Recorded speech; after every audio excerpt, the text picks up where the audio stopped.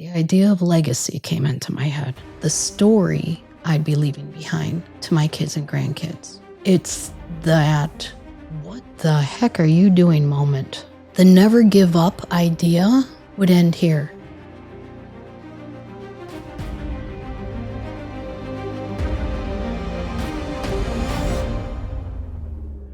Welcome, everybody, to the Warrior Podcast. Today, I have the honor of having one of my dearest friends on the podcast.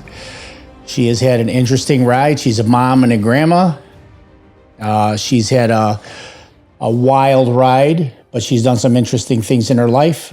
One of them being a retired special education teacher. That's something she was really good at and proud of. She has also endured enough tragedy in her life to take anybody down. We're going to get to that part of the story too. And with that said, I'm excited to introduce my dear friend, Valerie Zielinski.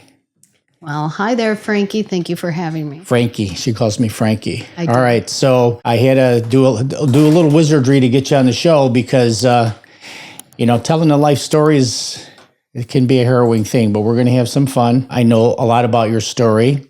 I would like to start from the beginning because that's the part of the story I'm a little sketchy on. So tell me, kind of as far back as you remember, how did the whole life start? Okay. Well, I was born in California, Montebello, California, to be specific. Or is that in respect to bigger places that I would know? Not too far away from Sacramento. Okay. My parents, who were married, they had me as the first child.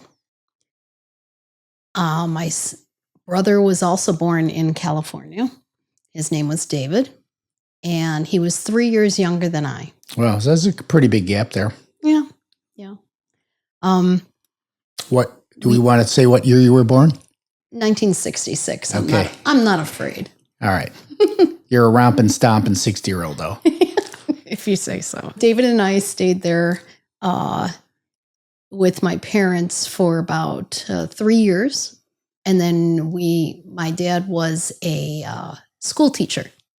And he would because he worked in the parochial schools as a Lutheran teacher, he would get calls to different places and he could yay or nay them. The one that he liked was coming to Wisconsin, right outside of Milwaukee in Glendale. And so we moved there when I was 3, and David had basically just been born. Mm-hmm. So my parents took us there, and he took this teaching position. And David and I were very close, like extremely close. I was kind of tomboyish, and he was a dude. So we did a lot of things together. We had a lot of same interests. We would play with together for hours. We built forts and went on bike rides and roughed and tumbled, and we loved Star Wars. We were dudes. Nice. So 7 years after my brother was born, my sister Laura came along, and she and the two of us, we didn't get along so well. We got along only because we were siblings. You were born first. David came second. Then your sister came 7 years after David. Yes. Which means you were 10 years older than her. Okay, so That's a big gap. It was. I think Laura, our relationship is good now. But way back when, there was a lot of jealousy. Laura was left out of a lot of things between me and David because of the year gaps. Mm-hmm. We didn't get along very well. And I understand it, but at the time it was awful. So let me ask you this, if this happened, because this happens in a lot of families, it has a disparity between ages of some children and the last child, let's say, for instance. Your parents are also growing up and developing. So when you're born, like I tell people, when your first child's born, you don't know what the hell you're doing, right? And then by the time your last child's born, especially in a 10-year spread like that, your parents are different people. Oh, for crying out loud, so for sure. Did they handle your little sister way differently than when you guys were breaking the rules? Oh, yeah. They were very, very hard on me. me being a girl made it very scary for them. Like how so? They were afraid that boys might take advantage of me or whatever it might be. So they purposely dressed me a little bit more boyish. They cut my hair very short. Wow. Yeah, I had to really push to get any feminine upbringing. So, my mom didn't do my hair, no, not jewelry, nothing. Finally, when I was 13, my grandmother said enough of this, and she took me out to get my ears pierced. Oh, wow. Yeah, and that was a very big deal. How did that go over with your mom then? My grandmother also got her ears pierced, so she made it sound like this is a grandma and granddaughter And experience. which mother? It was her mother. Was your mom's mom? Yeah, okay. Yeah. And so there was some pushback fight, but she allowed it to happen. She never had her ears pierced either. My mother was a very good mother. My dad was a very good father. But they were terrified of me, possibly getting into any kind of boy-girl trouble. That's interesting. Do you think that has to do with kind of their religious beliefs, or did it have to do with that they have some kind of traumatic thing that was, no? No trauma. I think it was basically they were very, very involved in the church because my dad worked in the parochial schools in the Lutheran church and school. He was the choir director, the organist, and then he taught music. Sometimes he would teach art and then English. Was it part of their concern with you that he was such a high-profile figure? He didn't want to have any scandal having to do with his oldest child? Oh, yeah. That had a lot to do with it. I was supposed to be the straight and narrow. And for the most part, I was. And then while you were growing up, because you're a tomboy and you are super athletic to this day, and we're going to get to that, did you identify better with the boys than the girls? I only say that because you and your brother David were kind of partners in crime, or not necessarily. Oh, we were. We were almost inseparable at different times throughout our lives. Yes and no. Like I had a lot of friends, and it didn't matter their gender. I hung around with everybody. The girls was a different situation, and the boys were for serious fun. All right. So you're a little bit grown up now. I like to know, like in family life, because I'm a cook and I like food, as you know. I don't. Did your mother make any things that you really like? Traditional things? Well, let me tell you, first of all, the way we grew up was McDonald's was like the big deal. You might be able to go there for your birthday. She made every meal. She was a very good cook. She was a very good baker. Oh my gosh, the desserts. She made a really mean popover that was like absolutely excellent. We would add whipped cream and fruit to it. It was really good. She did a wicked pot roast that I loved. Ooh. Yeah. Oh my goodness. She made a very good meatloaf. I know that's kind of boring, but it was good. I love meatloaf. It was good. She never was afraid to try anything new. In fact, she was always going for recipes and recipe books and looking through what our great grandmothers made and what the neighbors made and what the people at church, Lutheranism, there were potlucks. Yeah. So everybody was always sharing their recipes. So yeah, she was a really good cook. However, my parents were the kind of parents who said, they basically made your plate and then set it in front of you. And then I'd look at it and I'd be like, ugh. They gave me way too much. And my mom made me try foods that I didn't like. I have like a weird sensory to food, but it's kind of not always the same. Like I don't like mushy foods, and potatoes are disgusting to me, especially because they're mushy. I've already busted your stones on the mashed potato thing. You're the only one in the United States that doesn't like mashed potatoes. That is not true. There are other people. Find somebody. Okay. I also don't like tomatoes. Like if it's in pasta and it's a sauce, that's okay. But if there's chunks in there, I mean, biting through a tomato, I don't relish it. Hey, everybody, I wanted to take a moment to thank our sponsors. My dear friend Andy Thompson is the owner and operator of Talon Studios. Talon Studios makes custom knives. This is one of the first knives he made it for me. It's extremely sharp. Everything is made by hand. The handles, the grips, everything. They're beautiful, durable knives. We like to say knives for life. Whether you're a collector or you want knives for utility and function, he even makes the casings for the knives by hand too. Andy works with his son AJ. They are super fine craftsmen, and every knife they put everything, all their heart and soul into their knives. So that's Talon Studios. I will put a link in the description of each of the podcasts, and you'll see their information at the end. I don't know how you can be a friend with an Italian when you don't like tomatoes. So we'll talk about that at some other time. I also know you to be a baker, and you make a Christmas cookie. I love to. You fill your whole garage with trays of Christmas cookies. I do. Do you think you got a little bit of that love for baking from watching your mom? From my mom, yes, 100%. That's awesome. Yeah. Did she do the Christmas cookie thing too? Not like I do. No, she made a couple different kinds. I kind of go a little bit overboard with it. She always had, my dad insisted on desserts at every meal, not breakfast, lunch and dinner only. And she always had a different dessert made.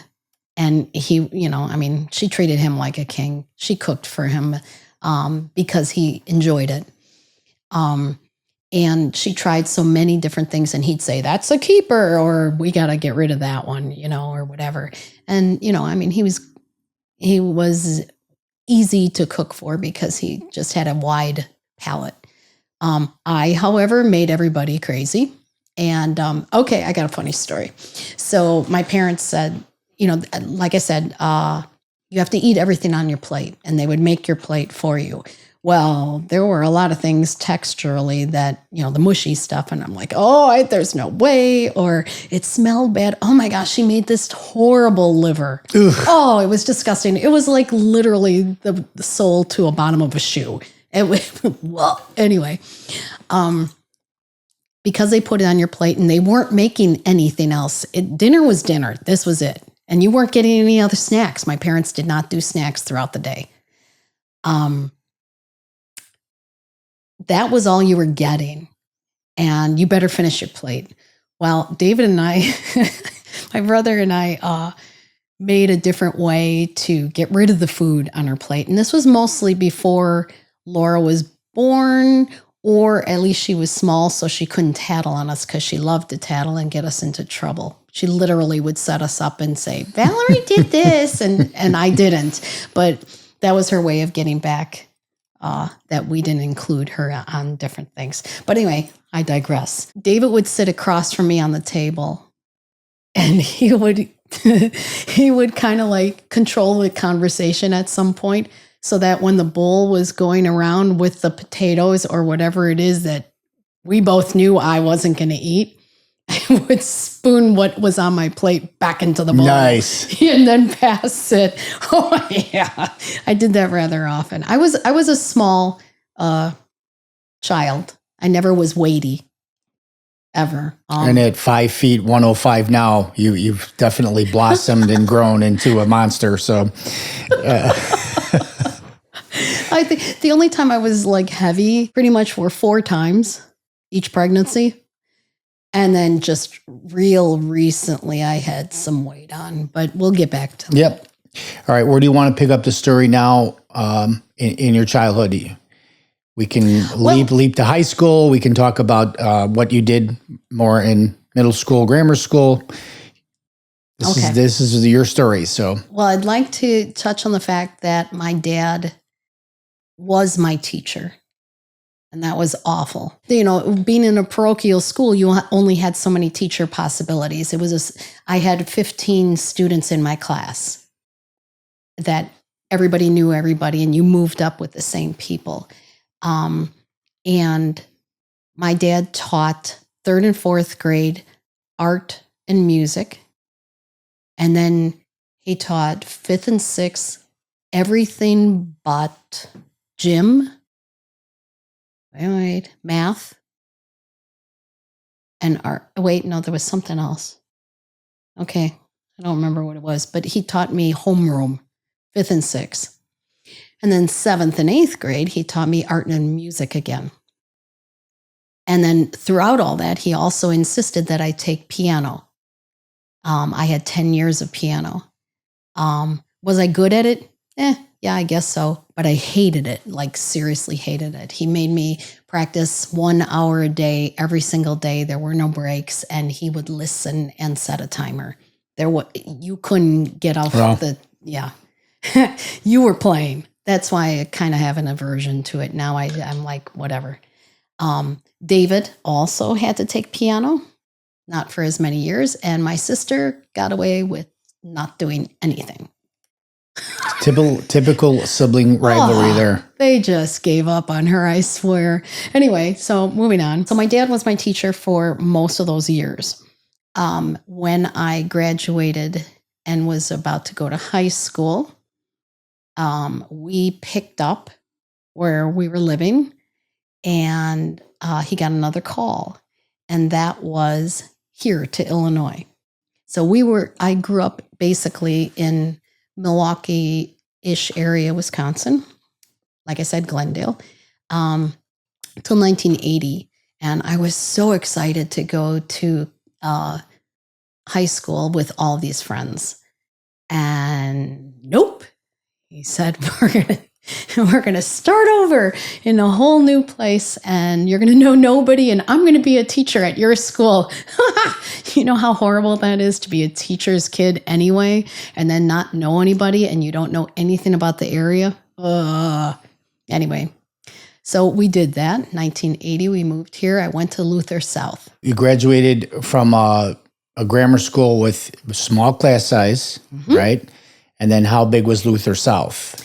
I had 124 students in my graduating class. So much bigger, right? Yeah, much bigger. There were about 550 students-ish, maybe a little bit more when I was there. It was 76% Black there too. And I just want to mention that. And did I fit in? Yes, I made sure I fit into every single group.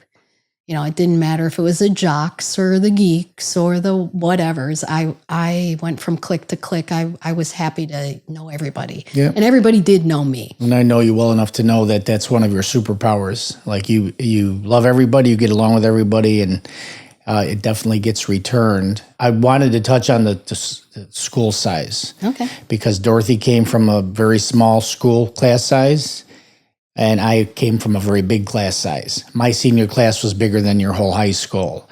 And where we'd go, she goes, you know somebody wherever we go. We go to Vegas. We go to Hawaii. Like I did because I knew I grew up with a lot of people. Yeah. And we would argue about Christian school versus public school. And my argument was that the public school, the larger school, you are exposed to more diverse groups, right? You have people from all walks of life and not from the same religious background. And it's more of a cross-section of what you'll deal with after you get out of school. And her point of view was, one, you'll get a better education in the Christian school, which there is some logic to that.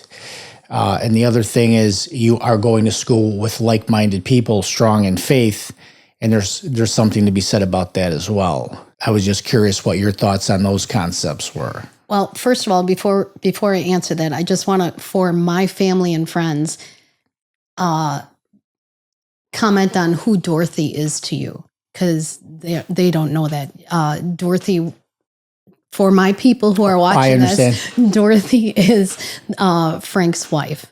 Right. She's been gone for 2 years now. Yes. So completely different backgrounds. She always used to say, I don't know why I went for you. I went for the bad boy. Well, compared to her and her upbringing, I was a bad boy, but not in general, no. No. But thank you for the clarification. Okay. All right. I would have fit in with any amount of people. I think it has to do with your personality and your openness to get along with people. I mean, I try to be kind to everyone. I was very involved in the church anyway, forced, but appreciated. And I still am Christian minded. I go to Parkview in Homer Glen, and I am strong in my faith. I do pray, and I know who's in charge. Mm-hmm. And we're going to touch on that a couple times. And just out of curiosity, from the first part of your education with a very small school, do you keep in touch with any of those people still? Are we talking about grade school? Yeah. I do have some grade school friends that I do minorly stay in touch with, yes. Mm-hmm. Well, I know you have a crap ton of high school friends, so I know do. enough about you to know that, and that's cool when you guys stick together like that. Yeah. And they ask you onto their podcast, right? Yep, just recently. After 4 years after high school. Yeah, that's very cool. I do have a lot of them, like hundreds of them, even from different years, as Facebook friends. And they do reach out to me, and every so often I run into them, not on purpose. And it's just like, hi, and I generally remember their names, and that means something to them. So yeah, that's cool. Yeah. So what are some of the highlights of high school? Everything. Other than your dad, breathing down your neck all the time. Yeah, I'd come home. My dad was very hard on me for classes, homework. Yeah, did you do your history? I don't have any history. Yes, you do. Yeah. And then he'd check it and make sure it was right. And if it wasn't, I'd have to go back and redo it. And you could not, the way I was brought up was you do your homework first and then you get to play. And then if you don't have your homework done appropriately before dinner, you go back to your homework. He also would test me on any upcoming quizzes or tests. Yeah, it was a thing. So I know you to be very detail oriented. You're very list intensive, get to your stuff, and it has to be done yesterday. Yeah. You think you got a little bit of that from your drill instructor father training, or? My dad had extreme high metabolism and high energy. Sounds familiar. Anybody who really knows me knows that I got it from him. And my love for teaching went in a different direction than his, but I did appreciate being in the classroom. Yeah. It's interesting. Things can be somewhat torturous to you as you're growing up, and then all of a sudden they're surfacing as your strengths, right? Yeah, like my dad was a avid gardener, loved to make flowers and bushes and perennials, and it was like a symphony of fireworks throughout the season. When one plant was done flowering, there was another one right behind it, ready to go. And the colors would always, it was just awesome. But at the time, I thought it was stupid. I'm like, why is he spending so much time in the garden? And it wasn't to get away from mom. Honestly, they had a good relationship. But he was just so proud of his gardens. And I get it now that I'm a homeowner. And when I bought my first house, I'm like, you gravitate toward making your home, your house, like a home. And the gardening was a big factor. I mean, what do you see when you curb appeal? You come up to a house and you're like, wow, that looks awesome. Well, a good part of that, it's the house itself, but it also is the landscaping. And I love doing it now. I absolutely love putting flowers, and I do the same thing. It's like, okay, this one gets to 8 inches. It's going to be orange. But then right after that, within several weeks, I'm going to have white behind it 2 inches taller. And yeah, it's It's exciting. It's a science. That's cool. So let me ask you this. From a financial standpoint, where did you guys rank? I mean, would you say you were middle class, lower middle class? Lower middle for sure. Yeah. The joke was, and my parents did not take this well, but David and I used to say, we used to play with socks. Like literally, we would put the sock puppets, and we would draw those stupid little faces on them, and and we're like, yeah, those are our toys because we can't afford something else. And my parents are like, that's not true. And I'm like, we barely ever spent money outside the house. Again, like she did all the cooking. I think a good part of that reasoning was that we couldn't afford to eat out and stuff. And your mom did not work, or did she? She did, but she worked in the schools. She was like a secretary assistant. Sometimes she was a secretary. In the same school. Mm-hmm. Yeah. Oh, yeah. You were doomed. Yeah. And then in high school, she was one of the three bookkeepers. So are they surveilling David, your brother, like they are you? They let go a little bit. Okay, they let go a lot. He was not. They were not on him like they were with me. And I was. Let me be clear. Okay, there's the head shake. Yeah, I was a good girl.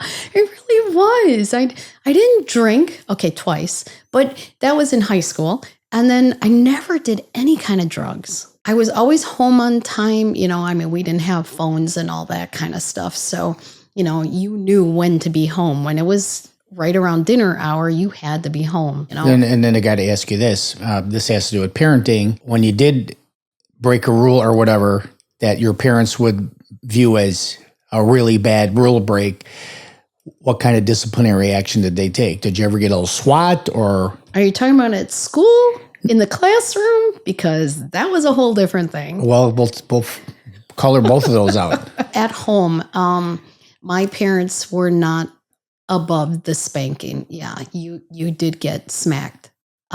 However, that didn't happen too often because, when I was a little girl, toddler, they'd say, Valerie, don't touch that. And I'd look at my parent and I'd reach out and I'd be like, and I'd touch it. So I did get my hand smacked. There were a couple of butt spankings, I understand. But as I got older, there was no reason to because I was a good girl. Mm-hmm. I was a straight A student for the most part. After I left high school, oh, by the way, my dad's like, after those 4 years of him being my teacher in high school, what college are you interested in? I'm like, I'm not telling you. Because he would probably have tried to be a teacher there too. Mm-hmm. So forget that mess. I already had enough years of that. So I got a full academic scholarship to Chicago State University. Okay, before we go off on that path, being so strict on you, what happened on the dating scene then? Oh, okay, so... Look at the eyes.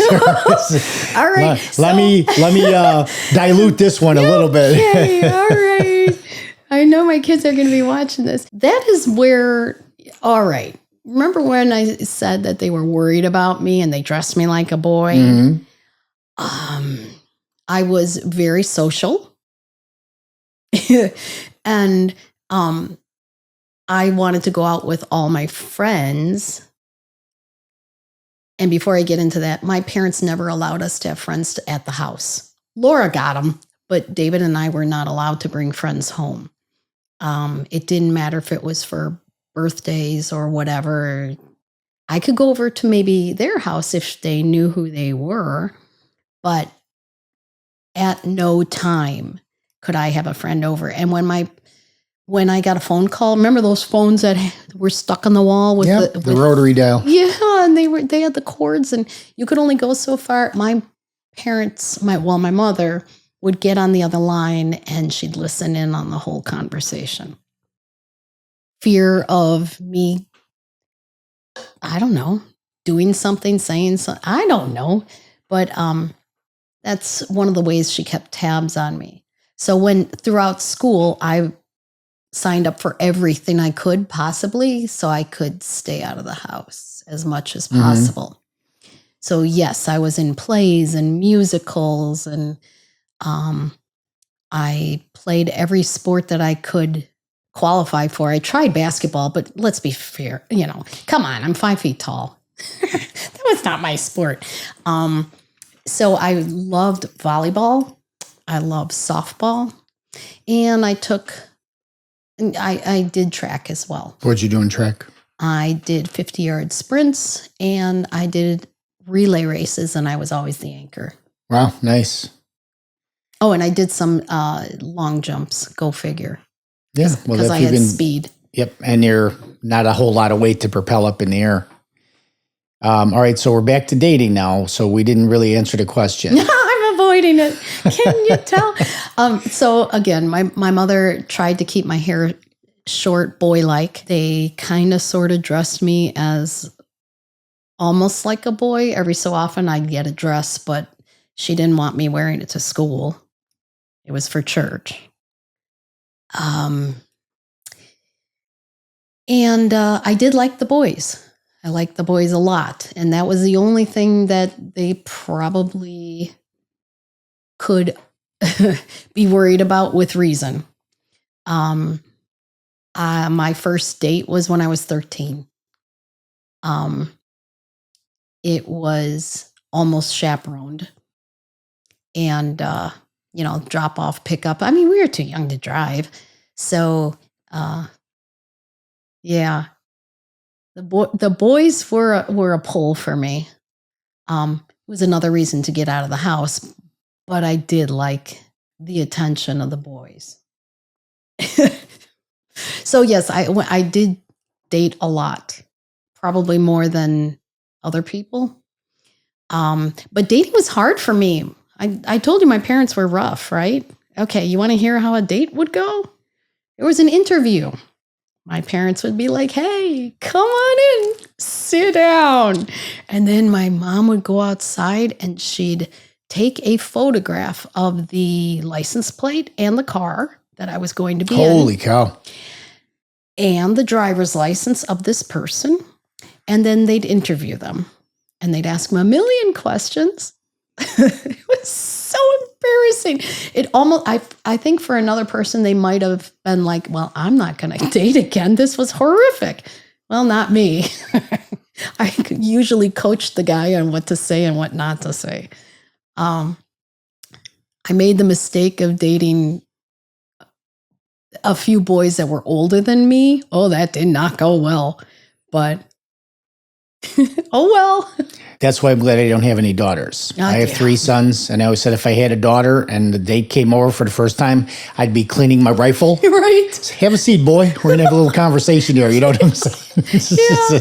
I'm watching you. Yeah, my dad was not that kind of dad. He wasn't feminine, but he wasn't masculine. He was kind of, music teacher. Not this kind of guy. Yeah, no. So you went on dates. Any studies in high school or no? Sort of. You don't have to go into detail if you don't want. I mean, there were a couple guys that I like to see multiple times. Any that you considered a study where you had your first breakup, or you never got to the point where it was really officially a breakup? Well, I mean, there were some breakups. And I know he's on my Facebook. So if we ever put this on my Facebook, he is going to see this. Carl Smith. What a doll.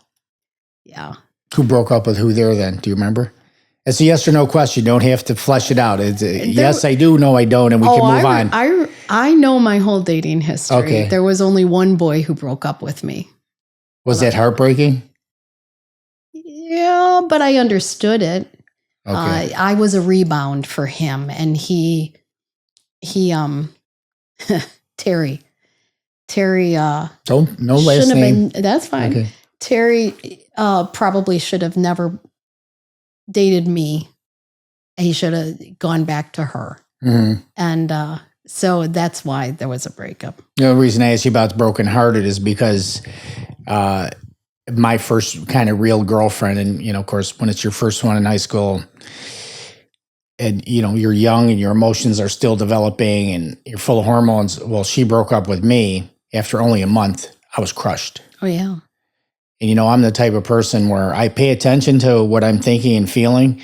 So I never wanted to be crushed again. So I always kept a little piece of me out of the relationship. Yeah. You're not going to get this one little chunk of heart so I can survive if there's a breakup. Yeah. It sounds terrible, but No, I understand it. yeah. So that happened to me in high school when I was a junior. And I wanted to touch on this too.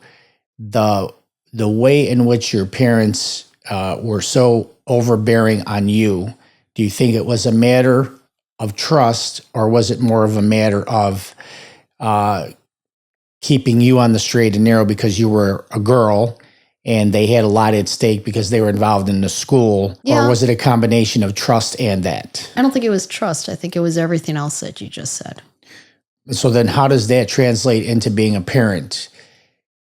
Did you give your kids a little bit more leeway, or did you actually adopt a little bit of I'm going to pay a little closer attention to them? How did it wire you? First of all, when my kids were involved with other children, I would make sure that my house was as open as possible so that I could get to know all their friends. Which would be the opposite of what you had, right? Yes, for sure. That worked to my advantage and also theirs, made them very popular. We had pools in the backyard and we were always, hey, bring your friends over. We'll make hamburgers and da-da-da. And I know for sure you were the cool mom, right? I was the cool mom. Yeah. I was always by the rules, though. I never let any of them get away with anything. If anything, and I noticed that they were trying to smuggle in alcohol or something like that, I would stop it. So, or I would tell them that I was going to tell their parents or something. So, they still were able to sneak things in here or there, but they knew that I was not going to be that cool of a mom. Yeah, it sounds like you found a balance line There was a between balance. Yeah. what you went through and Yes. how you raise your kids too. That's For pretty sure. cool. We kind of took a side street on the story, and from full scholarship, we went backwards a little bit. Now we're back to the full scholarship. So let's take it from there. And I did want to hit on something that I completely missed over. Growing up, let me come back to what you just asked. Growing up, my family was very close with the aunts and the uncles and the grandparents and the great-grandparents. I knew, I had 4 grandparents that were very involved in our lives. The Fodeys, Arnold and Irene, those were my dad's parents. And then the Hiles, which were my mom's parents, and that was Herbert and Irene, 2 Irenes, go figure. And we were extremely close. And me being the first child, they doted on me, honestly. And I never wanted them to be disappointed. They meant everything to me. Were you the first grandchild for I was both the of them? first everything. Wow, that's for crazy. Everyone. So I was like the prodigy. Yeah. And then I was also the first great-grandchild. And I knew 5 of my great-grandparents. One had passed before I was born. Otherwise, I would have known all 6 of them. I know people say, "Oh, you don't have favorites." And everybody has favorites. Was your favorite the grandma that got you your ear piercings, or who were you really the closest with? If you want complete honesty, I was closest to all of them minus 1. Okay. There was one that was just so standoffish with everyone. Mm-hmm. And pretty much almost everyone that she came in contact with. And that was Grandma Fode. But everybody knew that. She was a tough bird. Were there any little special memories you had with any of your grandparents that stick with you? And I'll give you an example. Yeah. For me, my mom's parents played a pivotal role in raising me. Because my dad took off when I was infant. And my mother was a wild child, and she never grew out of that. So I spent a lot of time growing up with my grandparents, and they were right off the boat, literally. So they spoke very Italian accented English. Okay, My grandma was about 4'5". She was shaped like a bowling ball, and we used to have these big pasta Sundays. A lot of ethnicities did that. Sunday was the day everybody got together. And so I would always be sleeping over on the weekends. And early in the morning, my grandma would blast the Italian radio station, and she'd start cooking in the kitchen. And, she'd be browning the meatballs in her cast iron skillet, and it just wafted through the house. And then she would take 2 patties and she'd smash them down with a fork and make, like little burger patties. And she'd leave them on a little cup saucer on the stove. And that would be like my breakfast. So that's one of my recurring memories of her. And then my grandfather, he used to take an orange and he would carve it in such a way that when he pulled the peels off, they were like glasses. So like what were some of the things for your grandparents that you really remember? I have so many stories. It's going to be hard to pick. Not a story, but just a little thing that they did that you liked when you were a little kid. My grandparents both had huge yards, and they were almost like farm-like. They had orchards in the back. Wow. And they had apple trees up the wazoo. And David and I loved to climb them. We were my parents couldn't always find us because we'd be up in the trees and we'd be munching on the apples and everything. And we were kind of like little monkeys. But then they also had huge gardens. I mean, like huge. They had John Deeres and everything, the big tractors and all sorts of different things like that. But their raspberry bushes were me and David's favorite things to like attack. The only bad thing was they were mosquito drawers. Oh my gosh. If we were out there too long, we would just get eaten, like badly eaten. But it didn't matter because the raspberries were so good. We'd go from one of their houses, which was a bike ride away, to 15 minutes later on another bike ride, and we'd go to the other one.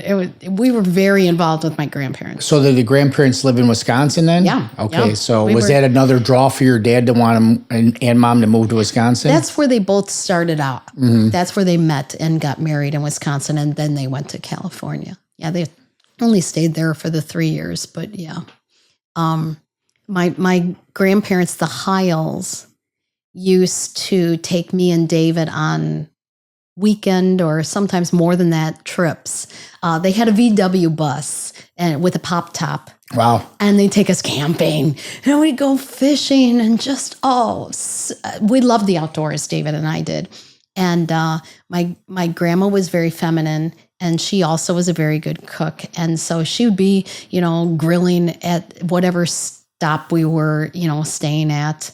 And Grandpa would get like a canoe or a boat or something like that. And David and I would join him and we'd go fishing for hours. And it was just, that's where I learned really my love for fishing. And there was one time that Grandpa came, he literally fell into the water. As he was climbing into the boat, and it freaked us all out because it was such deep and murky water we couldn't see him. So we're screaming, and Grandma comes running. What's going on? Where's Grandpa? And we're like, we don't know. He fell in. And then, somehow he got that arm up on the dock, and we all 3 pulled him up. And all he could worry about were his he had a wallet in his back pocket, and all his dollar bills were soaked. Hilarious. And so we had to put him on one of those little like fishing lines, and we used, all the clothespins. That's funny. And all the money was dried.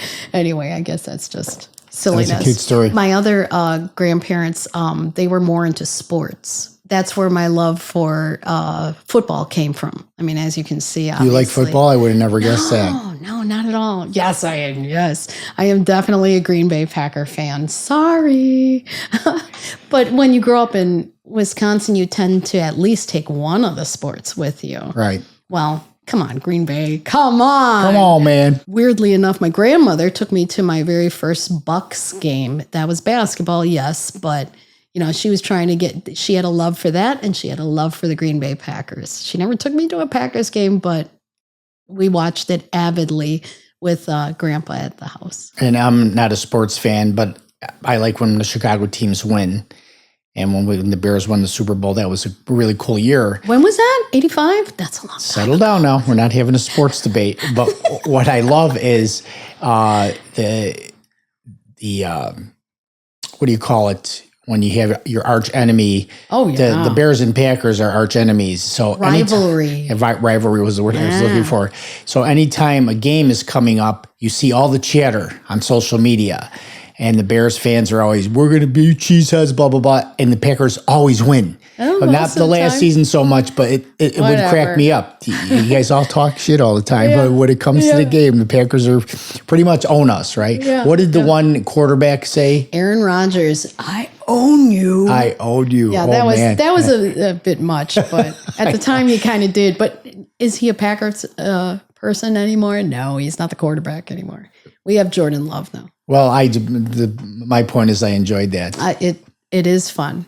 And then back to the grandparents thing. You and I are both grandparents, and our grandchildren are old enough that if we got hit by a bus today, they'll remember us. Okay, it's a blessing to have grandparents. Yeah, because they are now PhDs in parenting. Right? Yeah. They've been through I don't know what the hell I'm doing. Yeah. And then, you have kids and you get older and you mature and you learn about things, and then you watch your kids raise kids, and it's pretty cool, isn't it? Yeah. Feed them sugar and send them home. Yeah, there you go. Were you on any varsity teams in high school? Well, yeah, softball and volleyball. Okay, cool. For sure. Well, you mentioned your height as being a deterrent. Yeah, but volleyball height is also helpful, yes? I flew around the court. It didn't matter. I could jump. White girls can jump. We did very well as a team, and I would give it my all. So it didn't matter that I was short. And again, I've known you long enough to know how competitive you are. You and I have played pickleball more than a few times, and I call you, what do I call you? Flash. A flash. You get to everything. I do move. Yep. And sometimes you get to it, and the other person thinks the point's over, and you're like, oh no, I got this one too. Yeah. I love that. Ball's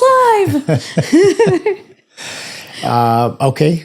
So now how did you get the scholarship? Did you have to apply and stuff like that, or was it offered to you? It was offered to me. I was pretty much a straight A student, and Chicago State University was on Martin Luther King's Drive. It was in a predominantly black neighborhood. Which state is this in? This is Illinois. Okay. Because there's Martin Luther King drives in many places, but yep. This is, you think my parents would let me live on campus? I lived at home, even with a full scholarship. Didn't matter. They wouldn't. So what was the commute there then? I don't know, 30-minute drive. Oh, that's not bad. Something like that. Yeah. Well, my mom let me borrow her car, but she would clock the mileage. Before I left, it's this many miles. Holy when cow. I got back, it better be only this many miles. Oh yeah, it was rough. What kind of car do you remember? My parents, Hyundai Accord. Honda Accord? Honda Accord. Yeah, Makes I think sense. so. Yeah, that sounds right. I got offered the scholarship because of my grades, but also I do believe that the school wanted some more white people to attend, and so that they were trying to reach out for the higher scholars that weren't always, one particular ethnicity. And that was okay for me. That didn't bother me. I think when I went there, it was 87% black there, and that did not bother me at all. It bothered my parents, my dad in particular. He brought me to a school that was not predominantly white, but I was to date only white people was his concern. So we could, spin off into a racism conversation, but that is a little bit of racism, right? Weirdly enough, it kind of was. It was like, I'm going to put you here. And then he thought that would be a reason for me not to date. Said. So that's interesting too. Yeah. It's almost diabolical. Isn't it? And racism can happen in a number of formats. My best friend from high school, George, was Greek, and his parents disowned him because he did not marry a Greek girl. That's racism as well, right? Yeah, That's staying within your own race. So I agree. It's not uncommon. I think we all have a little bit of that built into us somewhere. I don't know why, but All right. So you got a scholarship. You're going to a very diverse school in terms of cultures, right? I knew what I wanted to do. When I was 13 and I was living in Evergreen Park, I worked during the summer at Evergreen Aqua Pool. And there was this girl that would come there and she had Down syndrome. And I would work at different parts of the park, but every time I was outside at one particular area, Carol was her name. Carol would find me and she'd be like, Miss Val, watch me jump. And she'd jump into the water. And then, wasn't I great? And I was like, oh, I just fell in love with this girl. She was something. And that drew me into special education, that alone. And that's what I did. I love special ed. I worked with, I started out working with the younger students, closer to 5 years old, 5 to 8 years old. And that was nice, but that wasn't where my passion was. I started out at Misericordia North, taught there I did my student teaching there, and then I taught there for maybe about another year. But that drive, that drive was long. Where was that? That's not near Bryn Lamb's Mawr. Farm. That's in Egypt. Okay, gotcha. It's pretty much a drive. I drove Lakeshore Drive every day from 105th and Artesian, one off of Western. That's where I had an apartment. And at that time, it's a bit of a drive, 45 minutes-ish. I loved the drive. I loved to drive, speed racer, go. But it got old. And so I ended up taking a job at 49th and Hoyne, St. Rose Center. And that's where I taught the younger kids. And then the school closed due to lack of attendance. And so I ended up at another school, which was Elam Christian School. And that's where I finished out my working career. Where is that at? That was, what was it, 135th and Cicero? Okay. We got all the students that the other districts couldn't handle. Oh, boy. So there were a lot of behavior disorder students, not only, but mostly. And that was from like ages 3 all the way up to transitional ages, which means up to 21. And then they did have a dorm on campus. So with a work program. I started out with the high school. Well, I was hired for the itty bitties, but it was only a part-time job. What's the itty bitties? The little the kids? 3-year-olds, yeah. And I was gonna job share with another teacher, only 2 to 3 days a week. And I was like, well, I need a full-time job. So 5 to 8 days before school started, I got a call from the boss, the principal. And he said, hey, the job's opened up in high school. I know you've never done that before, but you want to come over here and meet with the teacher who isn't going to be working here after all? And do you want to take this position? It's full time. I know you want full time. And I was like, oh, high school? I don't know if I can do that. These kids are as big as I am. And so I said, you know what? I'll come and check it out. And I loved it. I taught high school to begin with. And it was very diverse in ability. I had some students that used, speaking devices, quite a few different kinds. Some were in wheelchairs. What is a speaking device? It's a communication device. It might look like an iPad, and you would board maker program, and you would touch different icons, and it would say, I am hungry. I need to use the bathroom. Wow. And then on the more intricate programs, they would, you could pick your colors. You could talk about, answering all sorts of different questions. They just opened up into all these different subject matters. And it was pretty amazing for the higher students that, had less cognitive issues. So my students could be autistic. They could be Down syndrome. They could be Angel syndrome. They could be What is that? anything. There's just so many. On and on and on. But some of my students, I had a blind student. I had deaf students. I had to learn some sign language. I'm not great at it, but I can make some sentences and be able to do different things. We had Hoyer lifts. Some of our students would literally be in a wheelchair all day and with cerebral palsy. And, there were feeding programs and toilet programs. And, I had a lot of paraprofessionals, which were student assistants working for the students. And they were also in my classroom to assist me as well. And there were behavior people that would work in the classrooms also, and some that were only on call. Like you would walk around with a little walkie-talkie all day just in case there was an issue and you needed immediate assistance.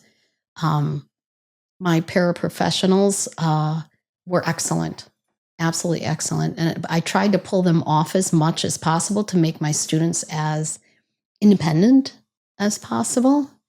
And, take your data, but stay in the back of the room. I don't want you to be hovering. It depended on the student. It depended on the day. A student that came to school hungry is not the same student that they might have been yesterday. I tried to get my students as independent as possible. And so when they moved from, when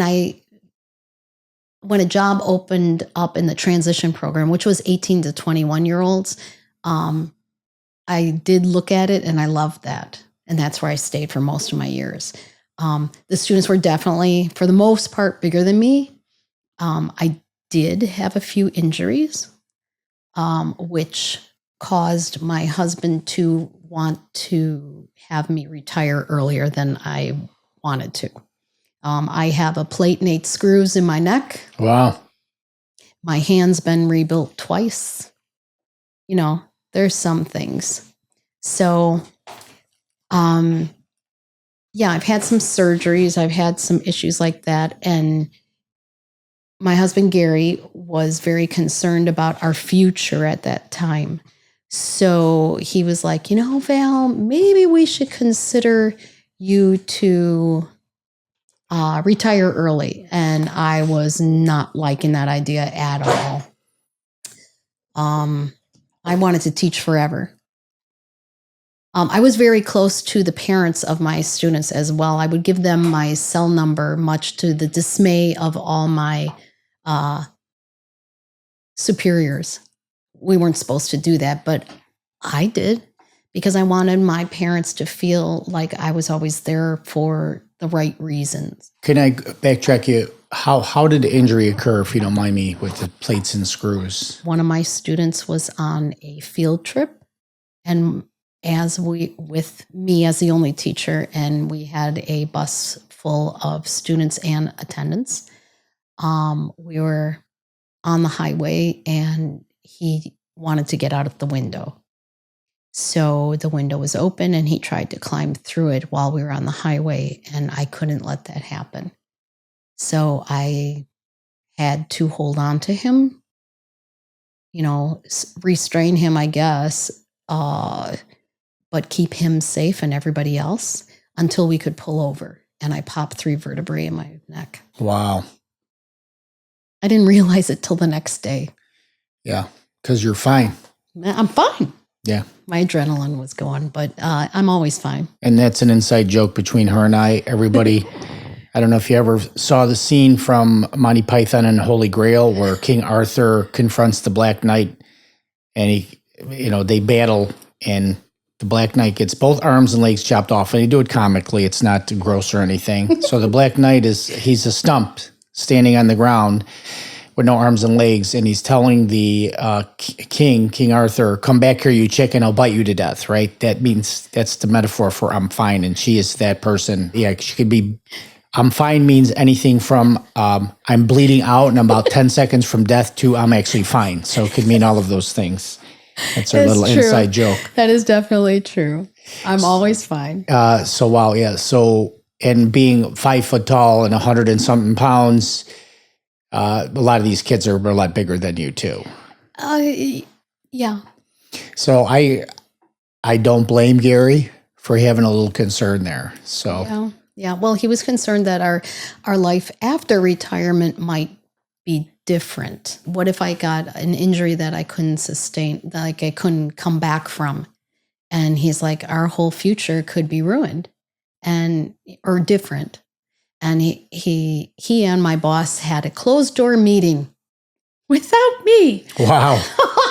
And they called me in at one point and they said, "Hey, what do you think about this?" And I was like, "Oh, You guys conspired against me? Jerks. I'm fine."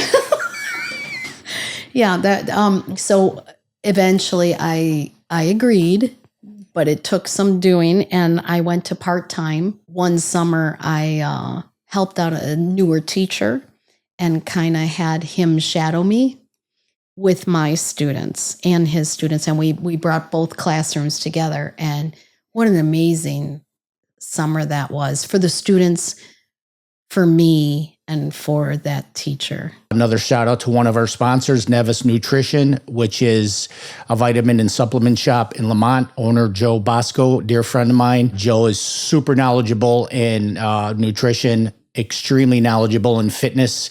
All the top athletes, weightlifters, bodybuilders, they go over there. He's really instrumental in help coaching our young athletes too. He's located in Lamont. I'll put the address in the description as well. So we're gonna finish out with I know the I'm special. all over the place. No, we're doing good. We're gonna finish out everything in the special ed, and then we're gonna go roll the tape back to love and marriage. Okay. So tell me, inside of you, what is so compelling about the special education teacher? Is it You mean the position? no? What is it inside of you that gets so fulfilled by that particular occupation? Everything in my life is a competition. I compete in everything, even if it's only in my own head. I know I can do better. But for me, for teaching, I know I can get my students to do more. And every time that they would win at something, even if it was just brushing their teeth, putting clothes in a hamper, whatever it might be, that was a win for me.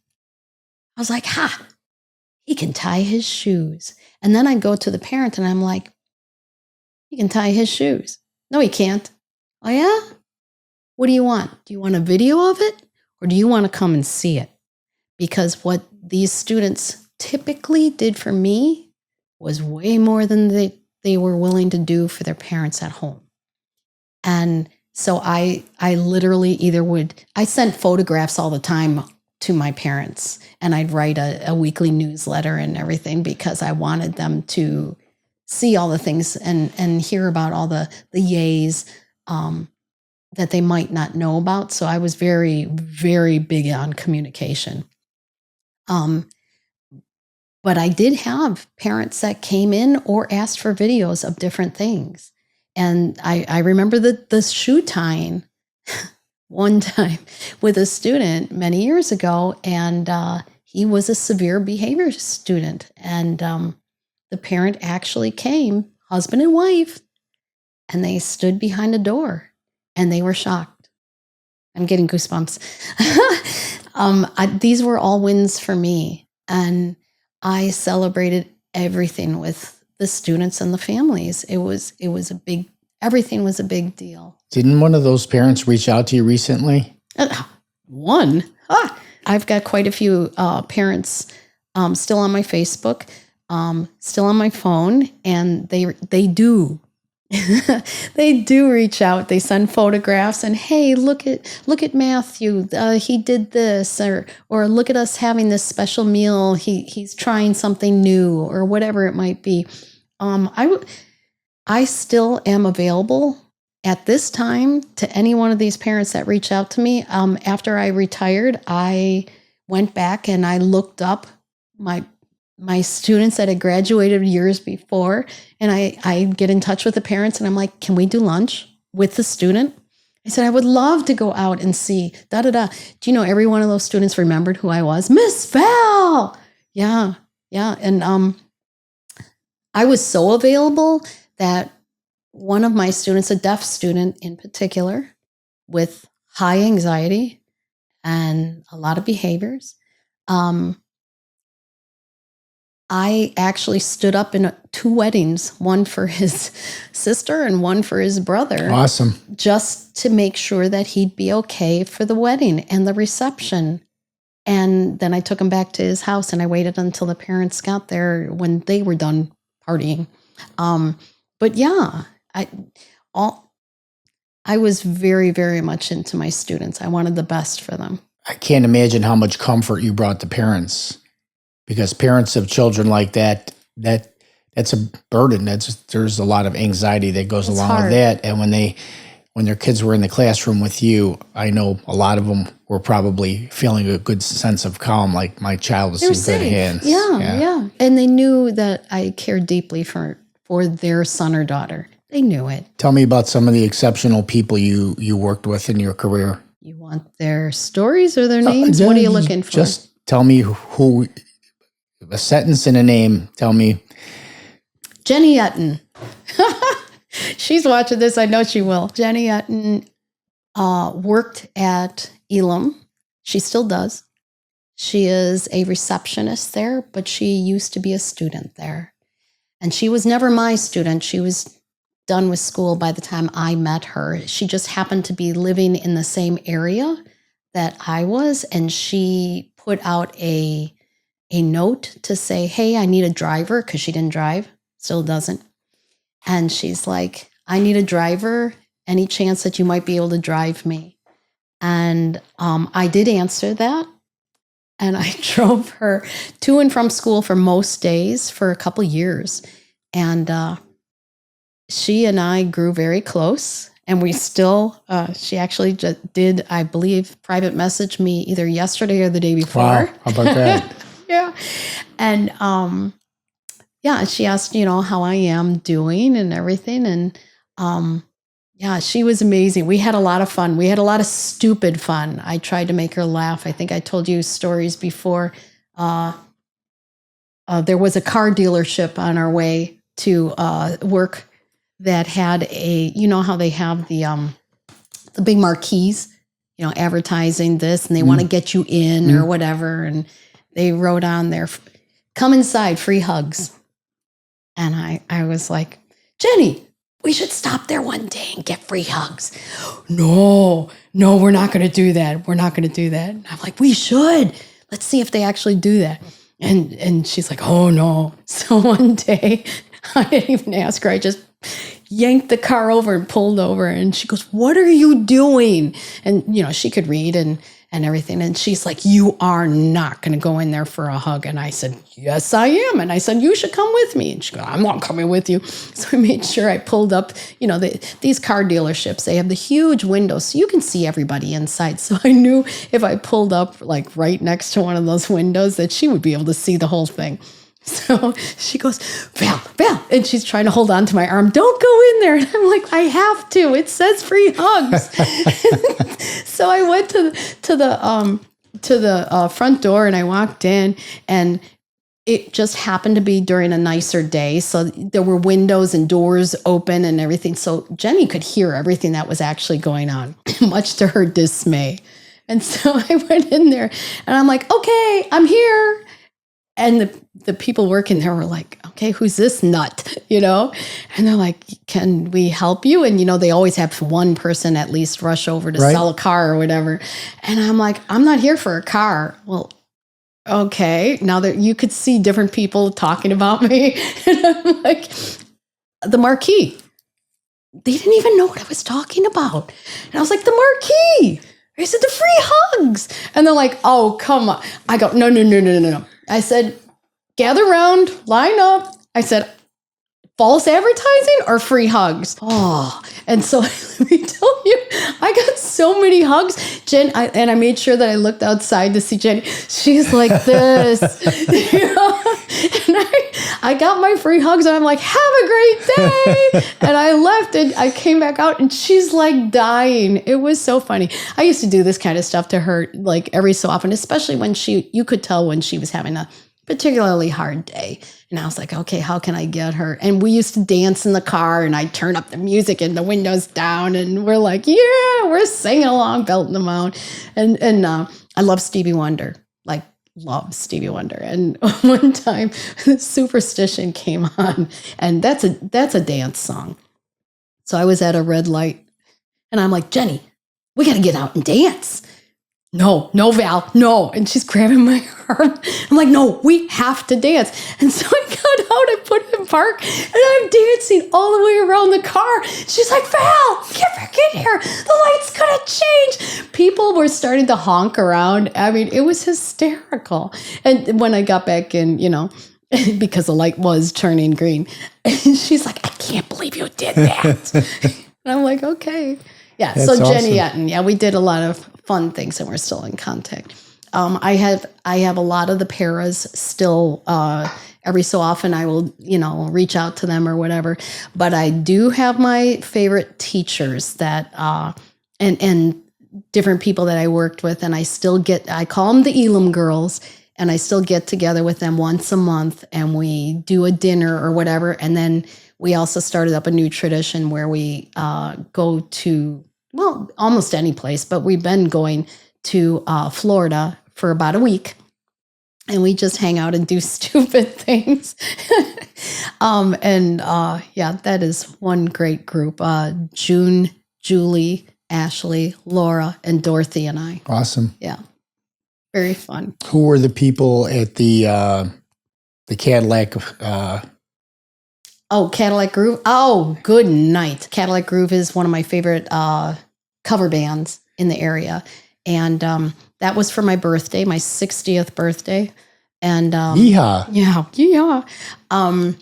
I invited two of my very close younger friends. You would think they were they're the same age as my oldest son, Kaylee and Nick Stoddard. Nick was one of my paras in my classroom. He was assigned to one student, a behavioral student. He was just a lot of fun, and he was really good with this student. And there was one summer where I ended up having a student teacher. Every so often, student teacher possibilities would come, and you could basically help out their path. But most teachers feel weird about having somebody in the classroom, and not everybody wants that. If you have the choice, I welcomed it because I was like, I can help mold another teacher to be a great teacher. Not that that's always possible, but every time I always got somebody that I was able to help out. And this one particular girl, Kaylee, she was just she got it. She was absolutely amazing. And now I call her my mini me. And she and I grew to be really close. And she, when she was teaching, I always noticed that Nick was like eyeballing her, and she'd walk past him and he'd be watching. And I was like, you know what? They would be so cute together. So I embarrassed him enough where I'm like, we're going to stop class right now. Nick, could you please ask Kaylee out? And he was like, oh, and she almost fainted. I swear, it was so funny. And guess what? They're married and they have kids now. Awesome.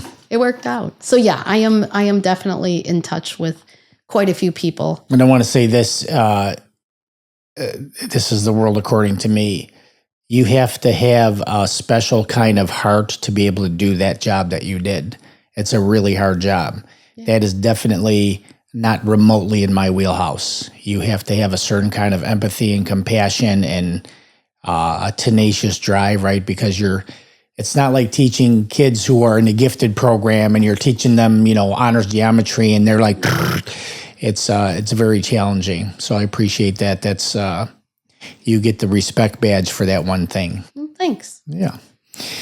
All right. So we covered that, and now comes more interesting stuff. What is Valerie doing while she's doing all these other things? Are you finding love somewhere? What's going on with that stuff? Now we're talking way back when? We're talking about the benchmark things now. Okay. My parents were very overbearing. So the dating amped up a bit. And at one point, I did the unspeakable and I ended up pregnant. Yeah, that was bad. How did that go with the parents? Oh, And did you have to do a lot of meditation and planning before even approaching them? my parents somehow found out. Well, my mom watched a lot of things that I physically did in the house. So she guessed and confronted me. And by that time I knew. And it was not planned. The gentleman that I was seeing at the time, there was only one. I ended up marrying him, but Because of the pregnancy? Because of the pregnancy. Now, should I have done that? No. I should have had my son out of wedlock. And I'm not telling people to do that. I am saying that would have been better for me. That relationship was not a good one. And I didn't know how bad it was going to be until 2 years into the actual marriage. I got married to him because I thought that that's what my parents were going to insist on, being so churchy. And yeah, it just did not, I was going to prove my parents wrong. I wanted to get out of the house real badly. So I'm like, oh, maybe this is my way out. I wanted to prove them that I made the right decision and I can do anything. And that was not the right decision. I should have listened to them. So he was a boy from the wrong side of the tracks kind of thing. And within 2 years, I was very aware of it.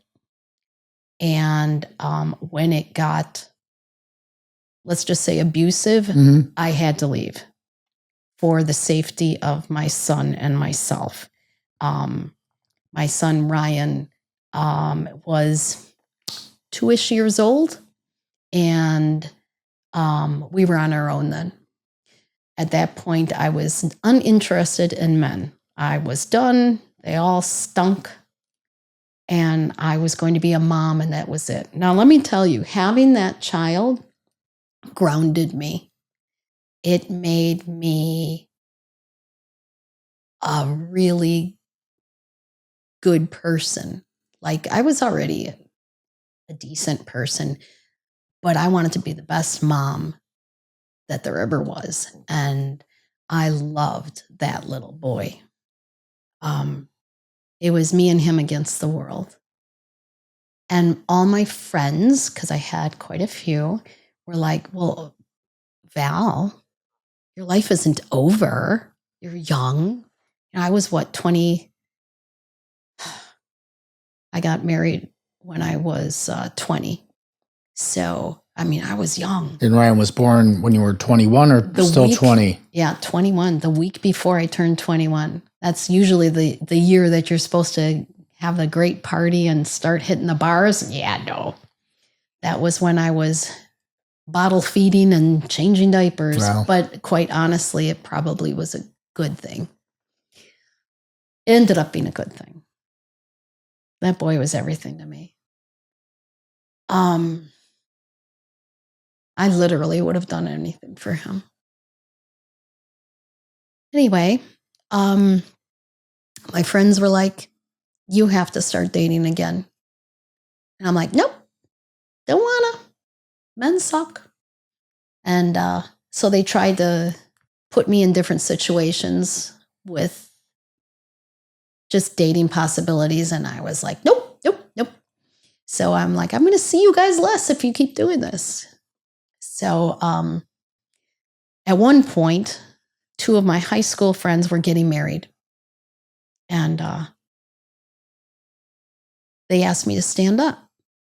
And I was was like, I would love to stand up in your wedding. This is great. And I said, good, because the guy that you're going to be standing up with, he's our choice for you. Wait, what? You already said you're going to do it. He's perfect for you. He's the male version of you. I said, there is no male version of me. You're out of your mind. Well, I did meet him with my son, Ryan, because at that point, I was like, we came as a team, a family. However, that didn't mean I was looking for a daddy for him. What is the time frame now? Well, like from Ryan's birth to the wedding, like meeting? He was about 2.5 only. So the relationship with the first father, Ryan's father, ended at about the 2-year mark. Yeah, and there's maybe a little younger. Yeah. So there's several to many months in between this wedding and probably about 6 months to the beginning of that. It took 6 months maybe to plan the wedding, so about a year. And so I did meet this gentleman, and he was okay. I wasn't like taken with him, but he was okay. And so the first date that I finally said, okay, we took Ryan to a carnival, and we had a nice time. It was fine. And the second date was I asked my parents to watch Ryan, because then dating was about me.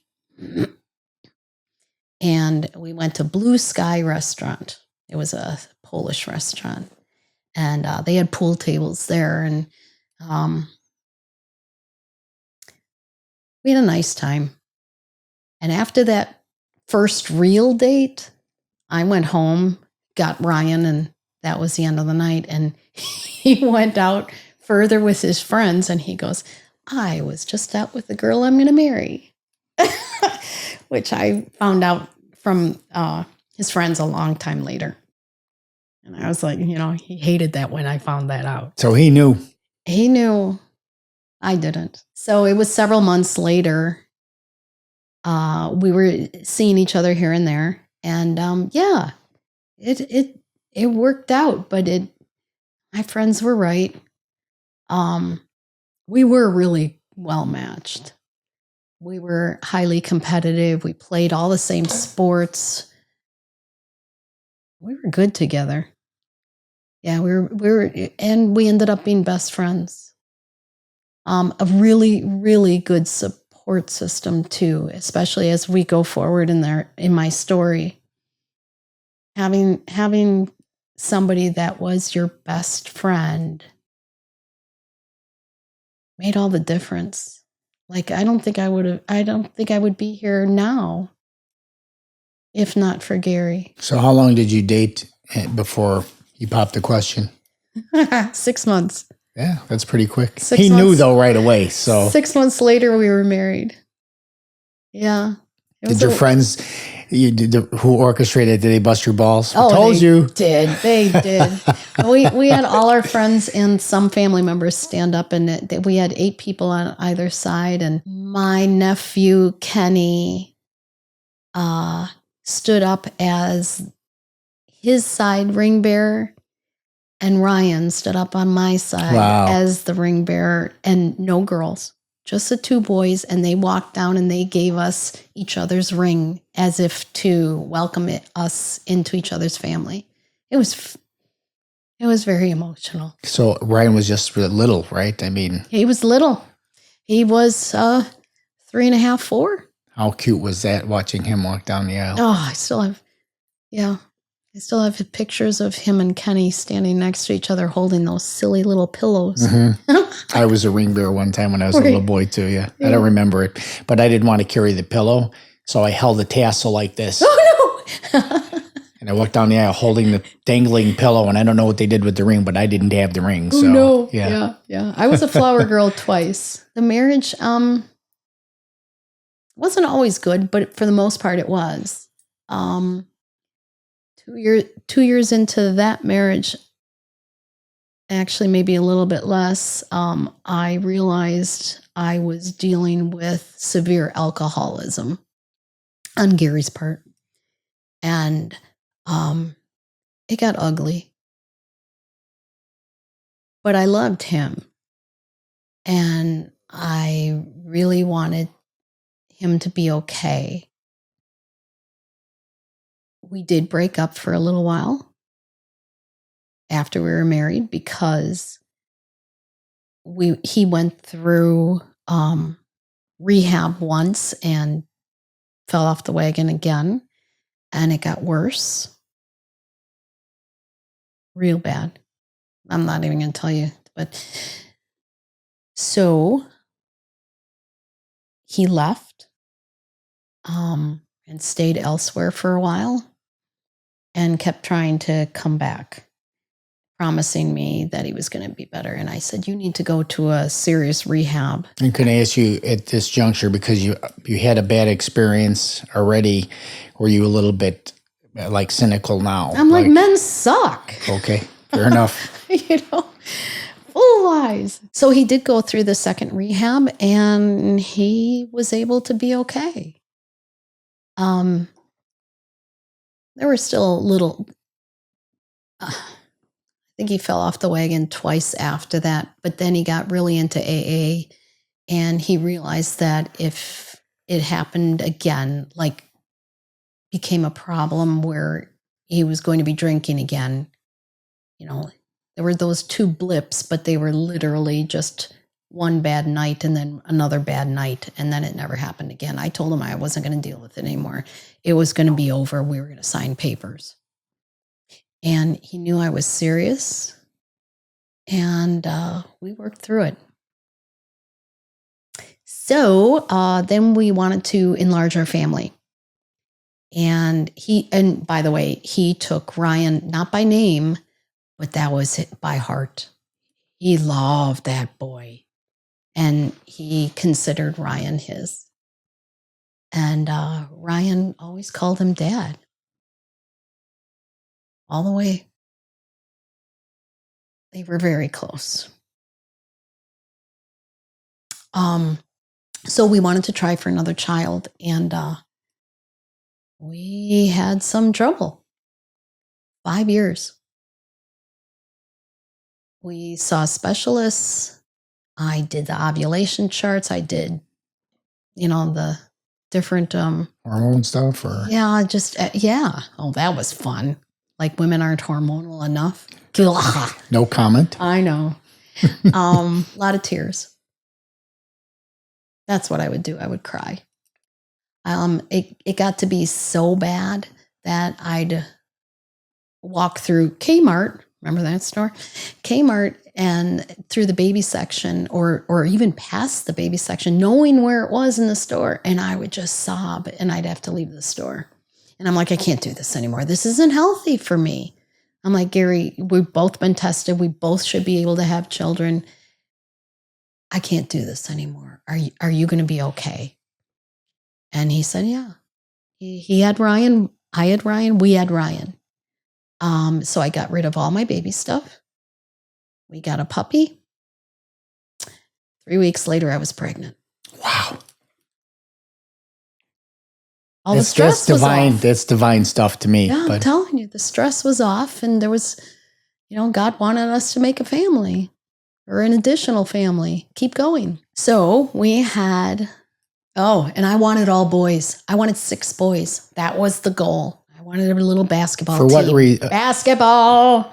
I wanted sports. It was easier to, rub some dirt on it and get back up than deal with all the girly stuff. I didn't want any frills. I didn't want any pink. I didn't want any of that. I wanted boys. I wanted to play with the boys. I wanted to rough and tumble. I wanted to wrestle them and this and that. That didn't work out. When Andrea was born, I was like, a girl? What am I going to do with a girl? That was horrific. The tomboy who got along with her brother so well, right? And has a son already. Gary was pleased as punch. And I was like, but a girl. And guess who got their ears pierced? Well, her ears pierced right away. She How about was that? 10 months old. And I put her in pink and frills and cutesy little socks and did her hair. And I was a great girl, Mom, but I didn't know You I were could reeling be. in a little bit of your childhood that you didn't get, right? She You was were a like, girl that I never was. Yeah, that's awesome. Yeah. Oh my gosh. We loved that little girl. Andrea Nicole. She was amazing. Ryan was named after my brother, Ryan David. But Andrea Nicole. Nicole only because it sounded pretty. I like the name. Not named after anyone. And then 19 months later came Rachel. Another girl. Oh my gosh, what happened to my 6 boys? But at this time I was happy with Andrea, so I was like, okay, it's another girl. However, whereas Andrea's pregnancy was pretty decent, Rachel's was not. I gained 63 pounds with Ryan, by the way.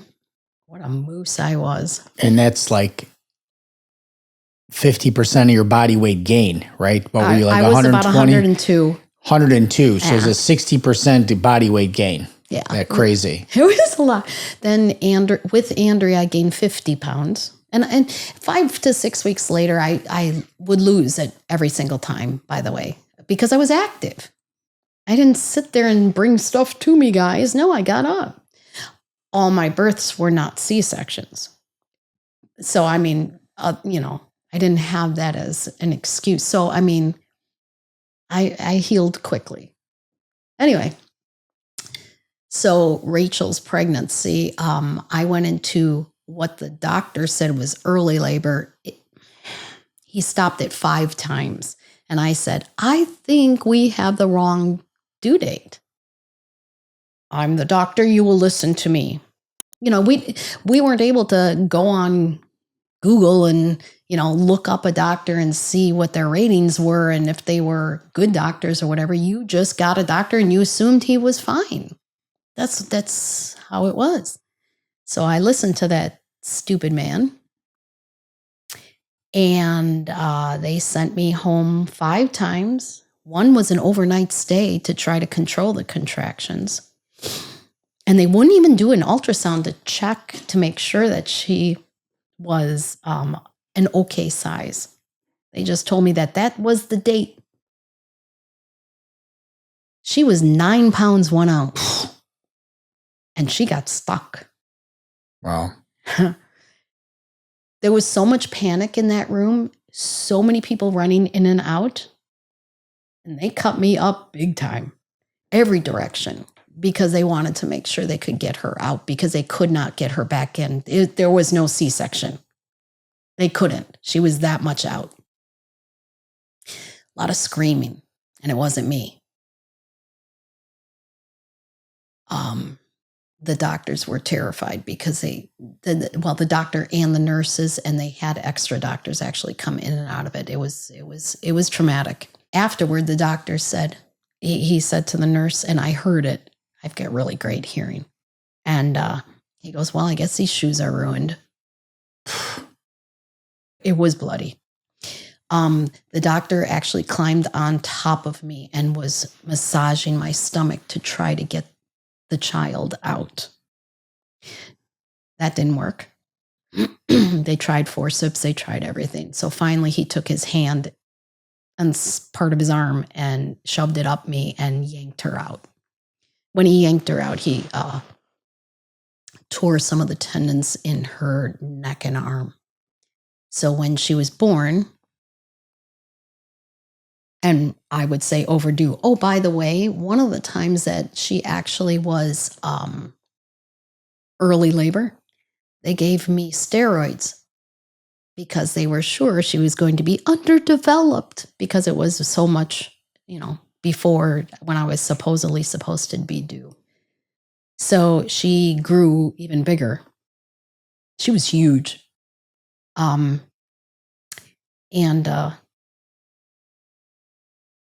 So her arms weren't normal. So when a normal arm goes all the way straight down, her right one, where there were tears up here in the neck, the tendons, she couldn't get her arms straight. They call that brachial plexus. It's an actual thing.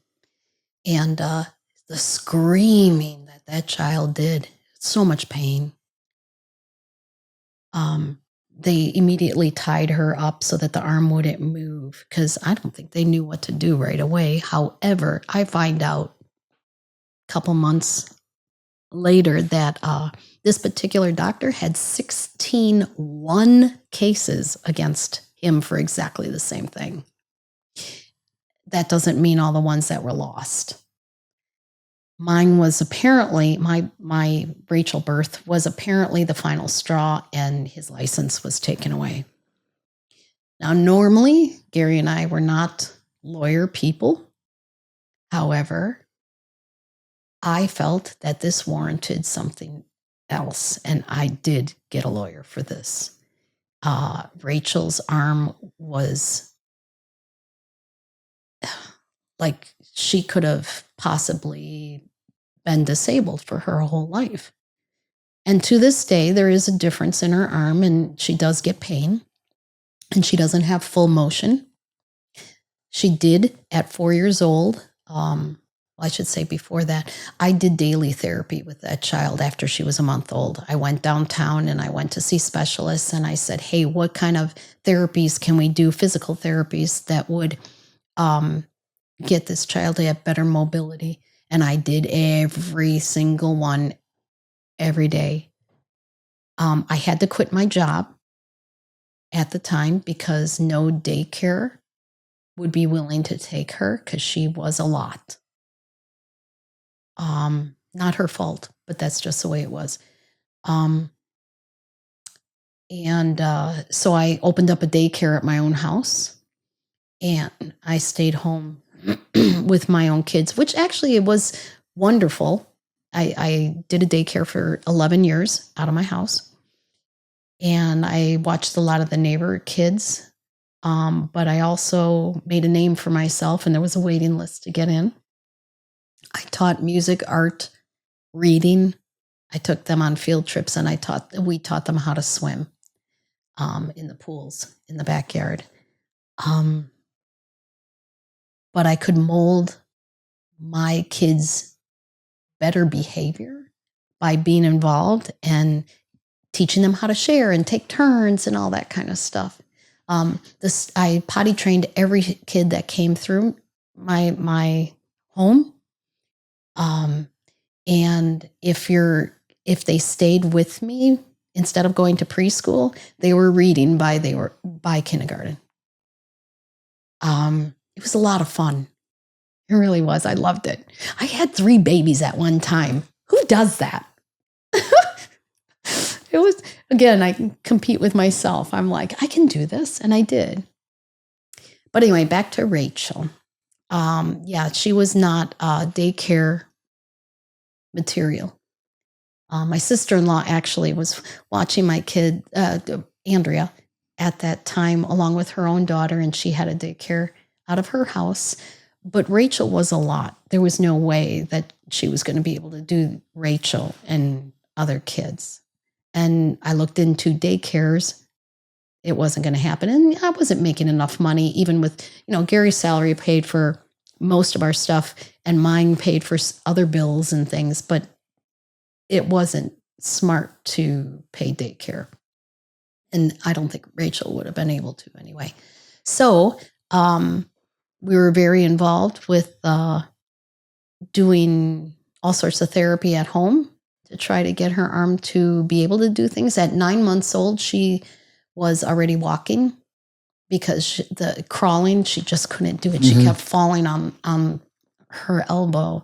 It was just, it was so sad. So then when she was 4, she had a surgery, and they moved the tendons and muscles in her arm to try to give her more of rotation mobility. And then they put her in this horrible cast that literally she'd have to have her arm here. I don't know if you can see me on here. but it had like a metal piece that went here. And she also had a piece that went around the stomach, so it would all be here. I had to cut open all her shirts and Velcro them together so that she could wear clothing. And I therapy, and then every so many weeks they would take the cast off and they would move it a little bit, and they would move it a little bit. Oh, it was just something. That poor child, what she had to go through, and then just her future in general was different. And I was so afraid that she would become a different person because of this injury. So I was like, I'm going to get that lawyer, and we are definitely suing. I'm going to make her be as okay in her future as I can. When Rachel was growing up, Gary was like, never give up. You're a Zielinski. And that was kind of Rachel's and all the kids. Even though Ryan wasn't a Zielinski, never give up was still applied. It was kind of like their mantra. And Rachel took that to heart. She was a gymnast. She rode horses. She jumped with horses. She was a softball player, and she was the pitcher. Wow. And they went to some kind of championship that year. Now, she wasn't the main pitcher. She was the secondary one, but she still was one of the two. She never gave up. She taught herself how to play piano, and not only just play piano, she played the piano. One day for Father's Day, she asked us to come to the basement. She had a gift for Dad. And we were like, why are we going to the basement? This is weird. And we went down there, and she goes to the piano and she sits down. And she said something about, this one's for you, or something kind of hokey like that. And Gary and I just sat there and we just cried. Wow. She taught herself how to play by ear and played over and over and over again. She didn't know how to read music at that time. And with her weird little hand and arm placement, I mean, talk about a miracle child. That piece that she played for Gary and me, but for us, was not easy. I don't even think I ever got to be that level of play in 10 years. I still have videos of her playing different songs, and it was just wow. And then you know what she ended up doing in her profession? She became an ASL, American Sign Language interpreter. Now, come on. You know you're using your hands and your arms, and you have to have wide range of motion. That didn't mean it was easy for her. She just worked hard. Now she's a wedding planner. She just last year, her business took off, so she doesn't need to do the ASL anymore. But anyway, she was, and still is, pretty amazing. Anyway, so then a couple months after we had Rachel, I'm going all the way back, I wasn't feeling well. And I went to the doctor. Gary was not with me. I brought the 3 children to my doctor's appointment. And I was like, I'm throwing up. I'm sick, blah, blah, blah. And what they normally do, normal protocol, is to give you a pregnancy test. And so I was like, why even bother giving me that? I'm sick. And then the doctor and the nurse were talking outside the room after this stupid test. And I'm sitting there with all 3 of my kids by myself. And they were afraid to come into the room. why aren't they coming into the room? They were afraid to tell me that I was pregnant. Wow. The nurse wouldn't come into the room. The doctor did finally. And he stood by the door and he goes, well, we have options. We have options. What are you talking about? I just want to let you know you're pregnant. And I started to cry because, I'm going to back up again, when Rachel was born, I could have died. She could have died. It wasn't good. But I knew, even though Gary was very happy to have a third child, it wasn't a boy. And Ryan was his son, but he wasn't his genetic son. And I knew that we both thought that Rachel was going to be a boy. When Rachel was announced that it was a girl, I immediately looked at his face and I could see the steel look in his face. And I was like, oh, I remember they were stitching me up like railroad tracks at this time. And it was a very dramatic delivery.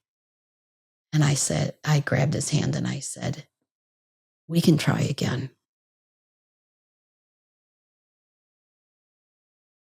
So we did. Well, we didn't prevent. Let's put it that way. And so when I was told in this doctor's office about you're pregnant again, they thought I was going to terminate that pregnancy because I already was sitting there with 3 children. And when I started to cry, they panicked. And I said, no, you don't understand. I'm excited. And then when we never found out for either girl what the gender was going to be, even though there were tests at the time, there weren't for Ryan. But I knew Ryan, in my heart, I knew Ryan was going to be a boy. The girls, I wasn't sure. In order for Gary to come to terms if it was going to be another girl, I said, why don't we just we'll find out what the gender is, just so that we're not surprised. I don't want you to be, if it was another girl.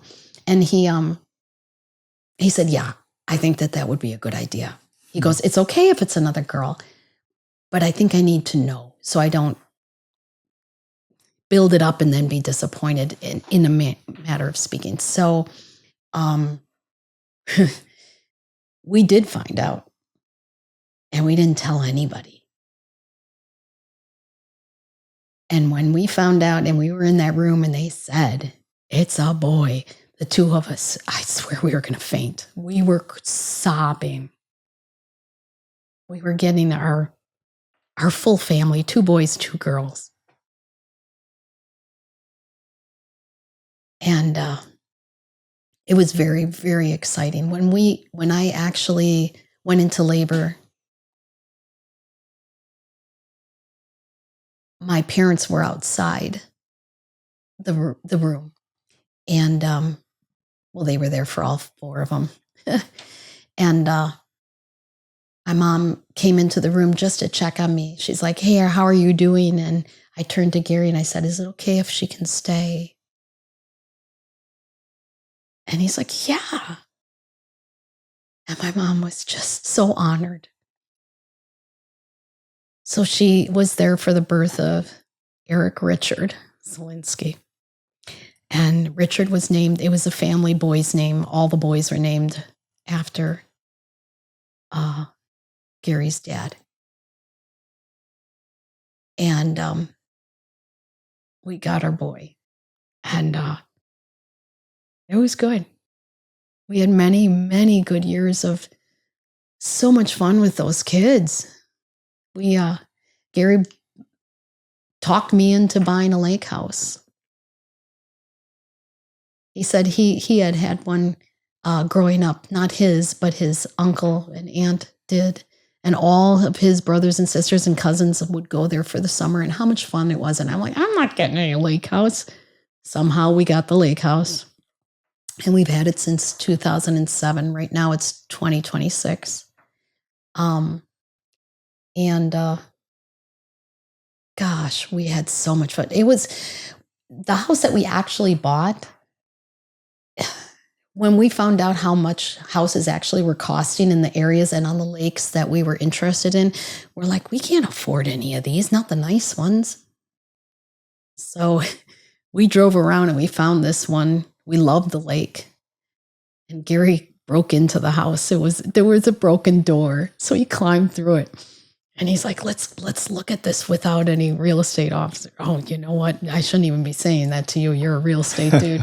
Anyway, so he climbs through the window or the door. Oh, there were animals in there and broken glass. And oh, the place was just a trap. Oh, it was terrible. And we walked through it and we're like, who'd be the idiots to buy this place? And we laughed all the way home. Till about a half an hour before it was about almost 3 hours away from our house. And then about a half an hour before we got home, we're like, well, why can't we just gut it and start over? We can do these projects. And we're like, no, do you know how much work that would be? And so we asked a friend of ours to come out with us to check this out with a real estate person, legally this time. And we were advised by our friend not to buy this house. That's a lot of work. We bought the house. We knocked down walls. We put doors where there were no doors. We moved windows and drywalled over them. We did all the floors, the electric, the plumbing, the everything. The roof, the soffit, just everything. And our kids helped. Our kids were on their hands and knees helping me grout. I got a wet saw for Mother's Day one year. Mm-hmm. And I loved it. Still have it. Yeah, we'd play, we'd work, we'd play, we'd work. The kids really understood how that worked. And they really appreciated the place. And it was our place. And it was a lot of fun. You know, we fished, we kayaked, we jet skied, we tubed. We did everything. Water skied. Gary he was so good at slalom. Yeah, one ski. For those of you who don't know what that is, okay. I couldn't do that. But anyway, lots of memories. It was great. And then we had a few grandchildren over the years. I have another one, the fourth one due any day. So Ryan had River, who is now 9. Rip, who is now almost 5. Gosh. And then Andrea had Caleb, who is 2.5, and she's due any day. And Rachel is married. They are putting off children. That will happen at some point. We'll see. And then we had Eric. And Eric had signed up to be military. Even though Gary and I took him all over Michigan to look at different colleges. Oh, that was so much fun. Because he could have lived at the Michigan house. Oh, wow. We were going to let him do that.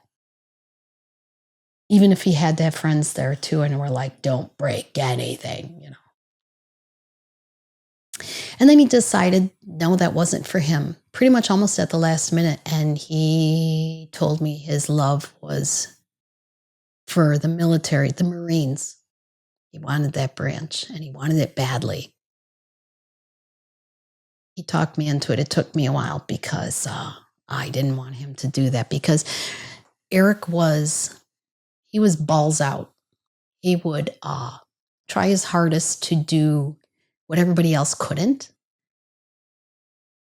He was always up for every sport or anything to do imaginable. Like people would call him, not even just from his school, not even from our neighborhood, from anywhere. He knew everybody and everybody knew him. He was very, very well liked. And they'd be like, hey, a bunch of us are going bowling. He goes, I got a bowling ball in the car. Let's go. Hey, we're going to go do disc golf. I got whole set, he was just up for anything. And he was good at everything. Not great at everything, but good. He signed up for the Marine Corps, so he's getting ready to go. Eric did sign up for the Marine Corps, yes. And even though I wasn't really happy about that, once I was on board and realized how much he wanted it,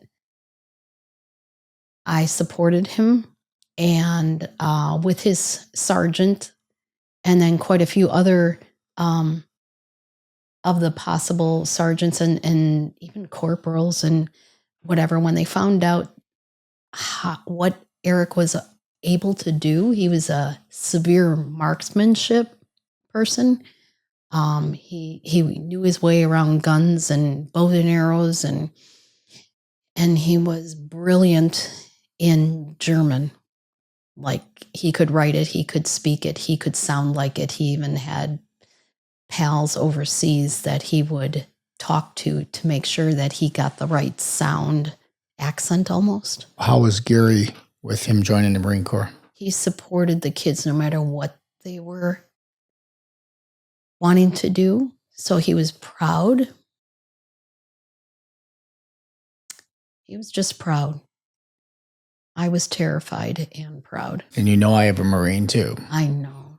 And he did the same thing. Yeah. He told us after the fact. I joined the Marines. No, that's So Dorothy was not pleased, and I was like Gary. I was proud. Good. Yeah. He didn't tell me after. He involved me. I went, and when he signed up, I was there. Gary did not go, but it was me. When he got sworn in, it was me and his girlfriend, Emma. We both went. That's a cool moment, isn't it? Oh, like, wow.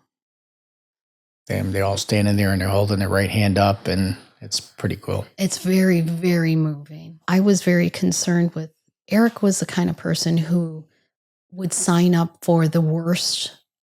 Like if somebody said, you might not come back from this, he was still like, oh, yes, I will. And I'm going to show you. Yeah. He signed Where did he get that from? I don't know. I'm fine. I was afraid that he wouldn't come back from something, from some kind of mission. Like, I was never afraid of anybody dying in front of me. I wasn't afraid. Actually, I should say, I wasn't afraid for me. I was always afraid for the other person. At one point, I'm going to bop around. I always wanted to jump out of an airplane. That was like, I'm kind of a thrill seeker. I love roller coasters. I love to horseback ride. I love to do crazy things. I always wanted to jump out of a plane, parachute, just to say I did it. So I let Gary know about this, and an opportunity came up through his work that they were having a team building possibility to jump out of an airplane, blah, blah, blah. Weird team building, but anyway, they couldn't get enough people to sign up. So they asked the spouses if they'd like to do it. And Gary was afraid to tell me about it because he knew I would jump on it, and he did not want to do it. He was terrified.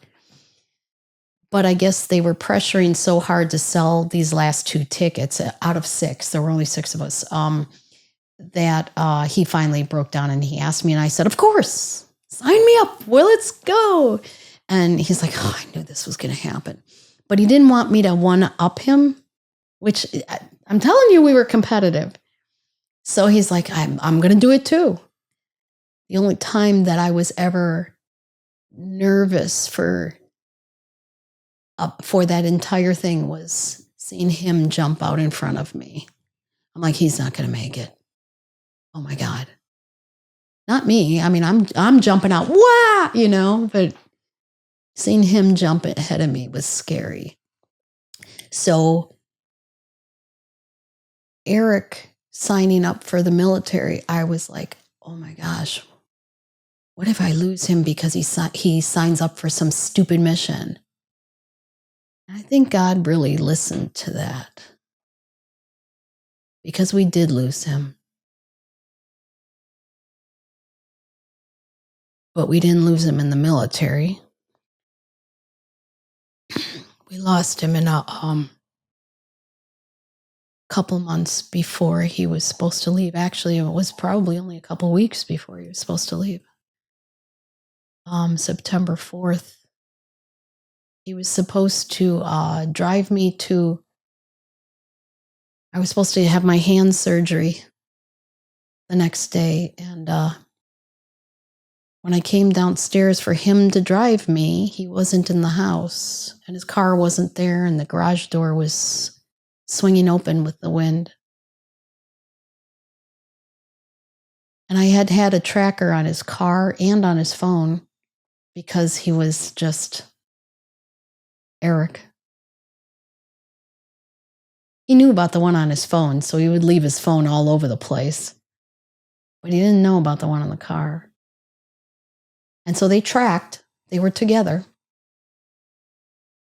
And I said, hey, Gary, before you go to work, you're going to have to drive me to get Eric wherever he is, because he was the one who was going to stay with me for this stupid surgery, which didn't happen that day. When we went to see off my phone where his stuff was, where it tracked to, there were fire and police cars everywhere. It was 4:00 in the morning, and they wouldn't let us come any closer. And we saw a red vehicle from afar, and that was Eric's car. There were 4 people in the car, and 2 didn't make it, and we didn't know which 2. And we did know that one was airlifted.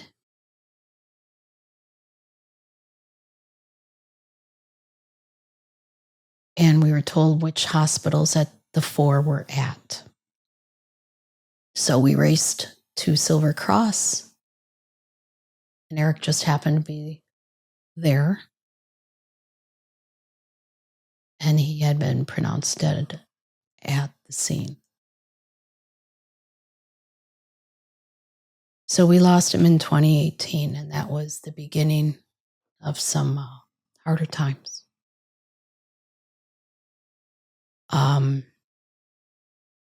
I almost feel like God took him in that way ahead of time so that I could have proper closure, rather than never regain his body from some crazy mission that he might have been on. I don't know, maybe that's just wishful thinking. I don't know. But losing him, you're not supposed to outlive your kids. This was, this September, it'll be 8 years. And it still seems like yesterday. Eric was very well liked by everybody. He was the first death in my family on either side. I mean, other than normal grandparents. And we were all so devastated. To Gary's credit, he didn't fall off the wagon. I kind of fell apart. The weird thing is that people really didn't know what a mess I was. They saw on the outside, because I lost a lot of weight. I was under 90 pounds. I did go back to work eventually. But moving forward after a loss like that is almost impossible. And you would think, you hear of a lot of marriages that that's the end of that. Somehow we were brought closer, like we clung to each other. We did go to a support group. That's how we got involved with Parkview. It was in Orland. They had a basically a loss. It wasn't loss of a child, but there were just loss in general. Is that grief sharing stuff? Yeah, grief. Yeah, grief share. We went for 6 weeks for a program, and it was good. After that, we didn't go to anything else. Our family and our friends kind of supported us in the way needed. Can I make a little side commentary? Yeah. This is my belief, and I learned this with Dorothy when she passed away. When you live your life in a certain way, where you are like a bonding agent for your family and friends, and when you pass away, it tightens the ring, and that is the completion of your legacy. This is the last gift I'm going to give you. I'm going to bring everybody tighter together. I think that's what happened with him. That was the completion of his legacy. His funeral was legendary. There was a 3-hour wait for people to get in just to come up and see him, and I never left the casket because I felt that if people literally stood in line for 3 hours, then they deserved to see his mother up there. I had my kids and my friend Kaylee and Nick kept coming up and bringing me water, and they wanted me to eat. I couldn't eat. But I drank their water. But I never left. And yeah, that was and still is really hard. You know, I used to call my kids the Fabulous Four. They're still Fabulous Four. It's just that one lives in heaven. You know, it's really hard when you see all of his friends, and I see them all over Facebook because I'm friends with a lot of his friends, and I see them getting married and having kids, and it's rough. I can't imagine. With my kids having kids, Uncle E would have been epic. And they feel it. We talk about them. So I struggled, and I had some really, really bad nights. Hyperventilating, panic attacks, throwing up, walking the house. Gary was a hard sleeper. He slept through everything. But I was falling apart.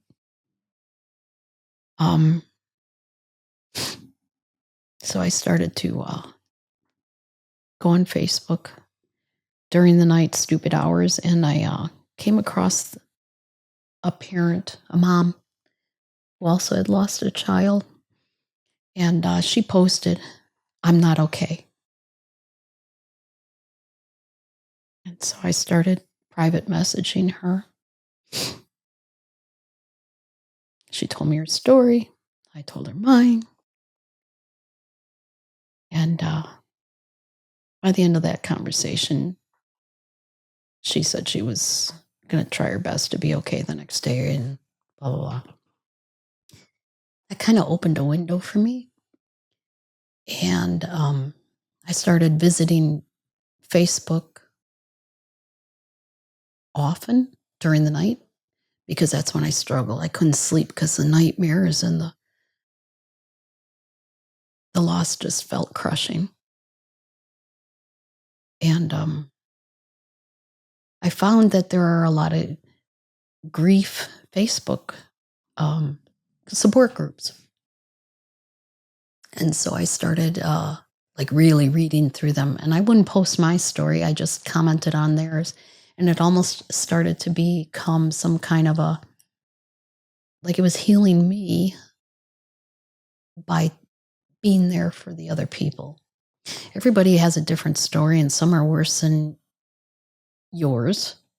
But I always felt like trying to lift somebody else up made me get through the night. I spent hours doing that. I'd bring up the sun. So I was on the phone so much that one of my high school buddies, Henry, he was a truck driver, and he would get notifications, on the side where you see all the people that are on Facebook at this very moment. Yep. He would see my name. And a couple times he would text me or private message me and be like, "Hey, what are you doing up?" And I'd say, I'm thinking about Eric. "Oh yeah, tell me about him. Tell me a funny story." And that would go on day after day. Sometimes we miss days or whatever. He was married to Maria, friend. And eventually Henry and Maria would get together and with me and Gary. So, I mean, the relationship was a foursome. Fun. We both rode motorcycles, so, I mean, we had common stories. Anyway, but Henry was there for me during some really bad nights. And he'd always be like, "Hey, kiddo." So and it wasn't "Hey, Val." It was "Hey, kiddo." Only a year older than me, but he acted like he knew everything. And we grew really close, that he helped me through some really ugly nights. And then Maria called me about a year and a half after I lost Eric and said that Henry had died in a motorcycle accident on his way to work. Well, he didn't die right away. Let's make it worse. Let's hang on for a few days. He didn't make it. So one of my biggest support was now gone as well. And I felt that loss hard. I still reach out to Maria.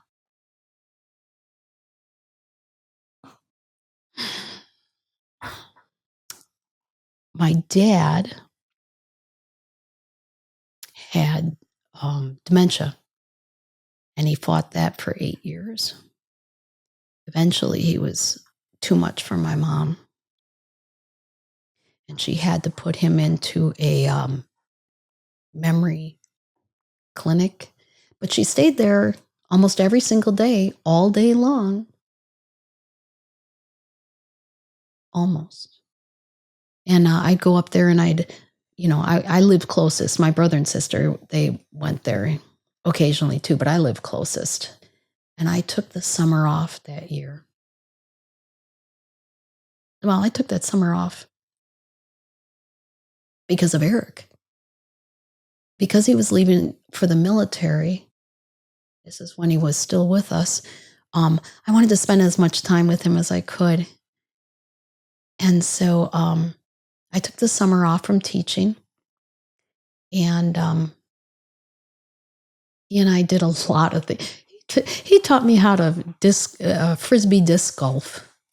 That was ridiculous. I was terrible at it. I mean, well, not terrible. I just wasn't good at it. And he was magnificent at it. But I also, during that same summer, I tried to give my mom breaks as much as I could. And so, go shopping, go out with your sister, go to a show, do something, do your laundry, go take a nap. And I would stay for hours and hang out with Dad at this facility. And I always figured, my mom and I were close. I always figured, I'll get her. She'll have time with me after Dad's gone, because we knew that he wasn't going to last forever. And I was like, oh man, I'm going to have her to myself. We can go to Broadway shows. We can travel. I had plans. Dad died about a year after Henry. And we knew that was coming, but at the same time, that's still, your dad's gone. So I bought my mom a mother's ring. I never bought her that before. And I wrote her a really long letter, and the mother's ring had each one of the three of us with our birthstones and our name engraved. It was a beautiful ring, silver. And I wrote her a letter about how proud we were that she stood by her husband. And now we were going to stand by her, and we were going to make sure her future was going to be amazing, and all the things that we were going to do with her, and especially me with her. And I said, here, this ring is for the 3 people who are going to take care of you now. And she was so happy about that stupid ring. She put it on.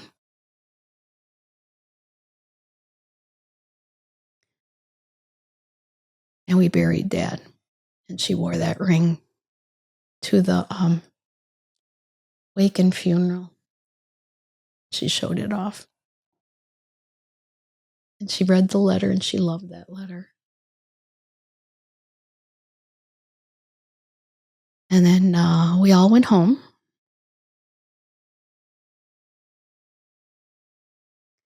The very next morning, I was still in bed, and I get a frantic phone call from my brother.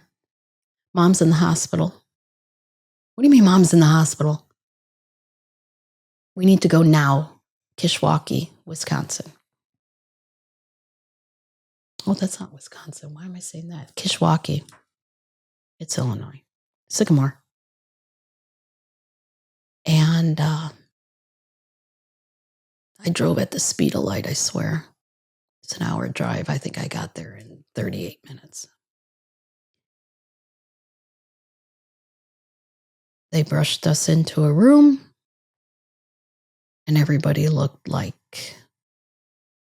something bad had happened. And then they told us that the very next morning, that morning, after burying Dad the day before, Mom suffered a massive heart attack in her kitchen and did not survive it.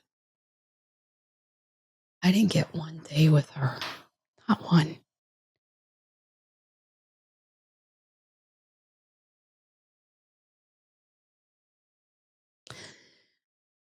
So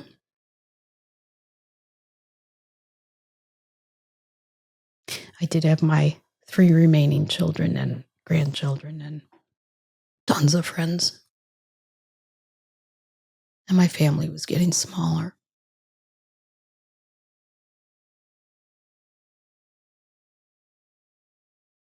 People had said, don't you blame God? I don't blame God. God didn't take my people. I was still a good Christian. He gave me all that time with these wonderful people. He allowed it to happen, but it wasn't him who took them. So life went on.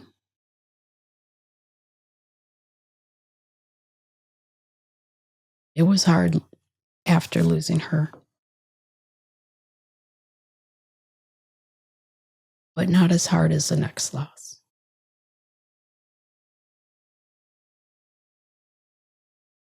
I was at work about a year later. This was the year I was with Dave as the teacher. I was about to retire. It was during the summer. And the teacher, Dave, and I were team teaching, and It was at the beginning of the day, and my students were all in the classroom.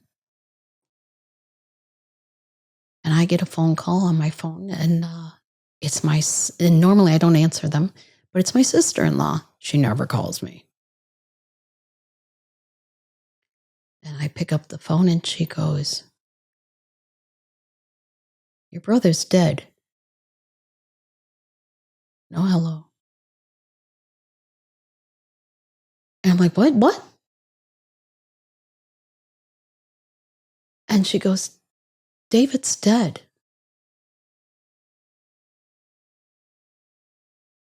Now, David and I were even though we weren't living together and we weren't even in the same state, he was in Wisconsin. This was my guy. He got me through so much.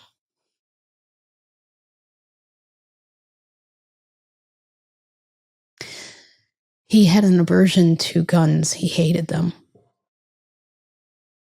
And yet, when the Waukesha parade thing happened and there was a massive shooting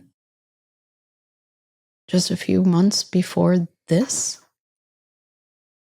he apparently got a gun that I did not know about. And he took his own life and shot himself in his home with his family in the house. And his wife called me then.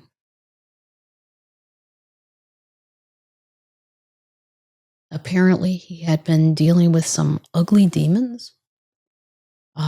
He was a stained glass maker, designer, and he put them in throughout the world, different cathedrals, and he was world renowned, and he had made quite a name for himself. He was even teaching,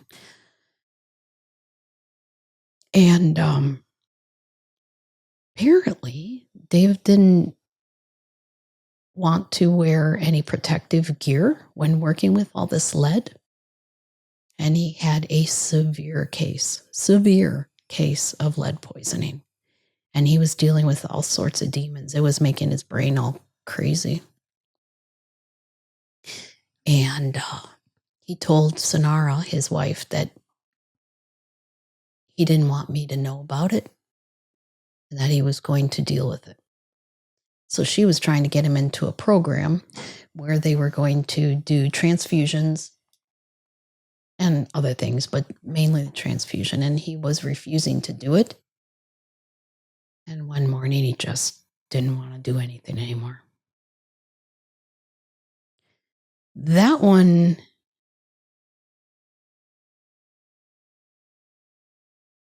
was devastating in so many different levels. Gary got me through that. Gary got me through all these. I always said, at least I have Gary.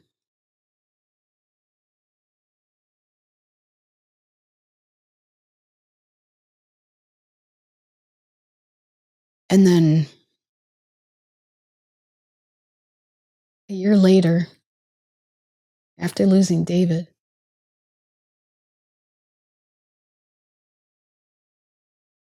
I come home one night and Gary's falling all over the house as if he were drunk. And that was my first thought. But he wasn't. He wasn't. So he wasn't, his language wasn't right. And he was stumbling and not really looking at me correctly. And I'm like, he's having a stroke.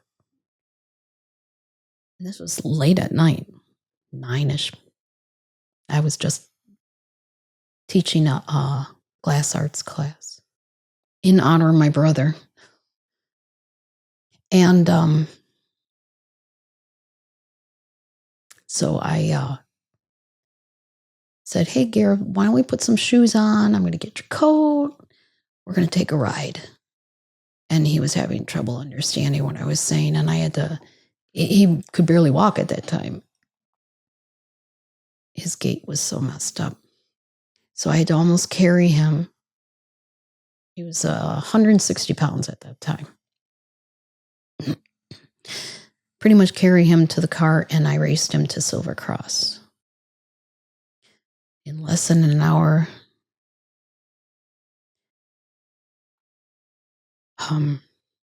it was apparent that we were dealing with glioblastoma stage 4, which is brain cancer. This is a man who was never sick. Didn't I just say, at least I always have Gary? Yeah. There was a tumor then, or tumors that were causing his. They were making his brain wasn't able to. He would do weird things every so often, and he didn't understand. I mean, his thought process was weird, and then he was clear, and then he wasn't, and then we were told that he had to have surgery to try to get us as much as possible. We did that. And then over the next year, he did radiation and chemo therapies. And then the doctors started to tell me, do everything that you can to make his life as good as you can. That he wasn't gonna. It was gonna keep coming back. This was a very aggressive cancer, and live your best life. That was the hardest year of my life, taking care of him and making sure that, I mean, he was always looking for me, like he was frantic. If I wasn't in his eye gaze,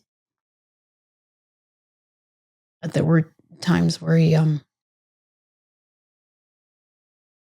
couldn't process things, but he always felt safest when I was around, because he knew I would do anything to make sure he was going to be okay.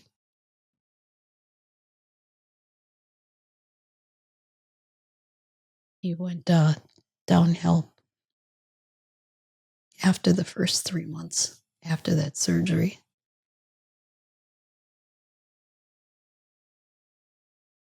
I had to have hospice involved.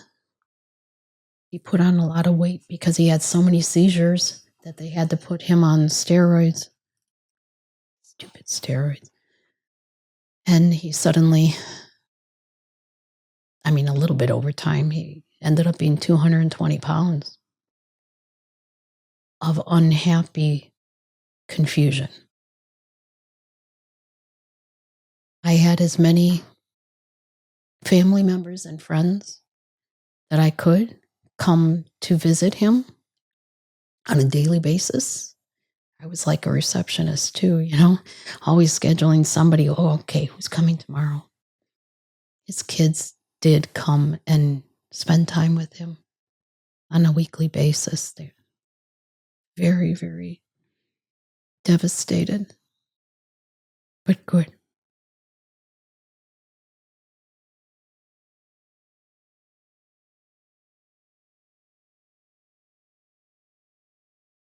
I even had to have a Hoyer lift and one of those hospital beds in the house. Things were not good, but I did try my best. I did therapies with him, but there was no stopping this thing. He did die in our house after pretty much exactly a year. And now my worst fear was real. I don't have Gary. That's a lot of deaths. 7 years. Did you ever get to the point where you're like, what the hell? Yeah. I need a break here. I was afraid to say anything to God about that I was suffering, because I was like, who's next? A lot of people told me I need to go to therapy.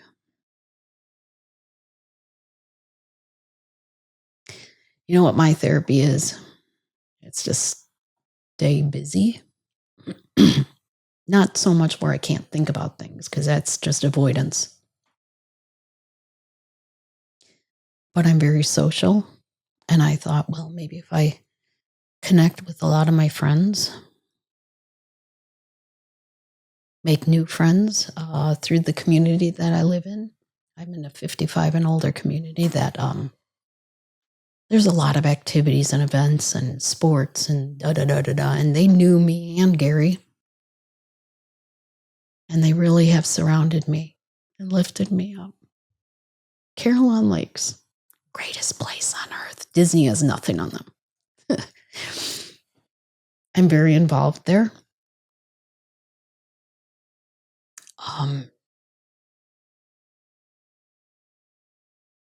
After I lost, well, even before I lost him, I was losing him at an alarming rate. I was realizing that I'm not going to be okay by myself. I mean, I got thousands of friends. I've got close relationships with my kids and grandkids, but that's not enough.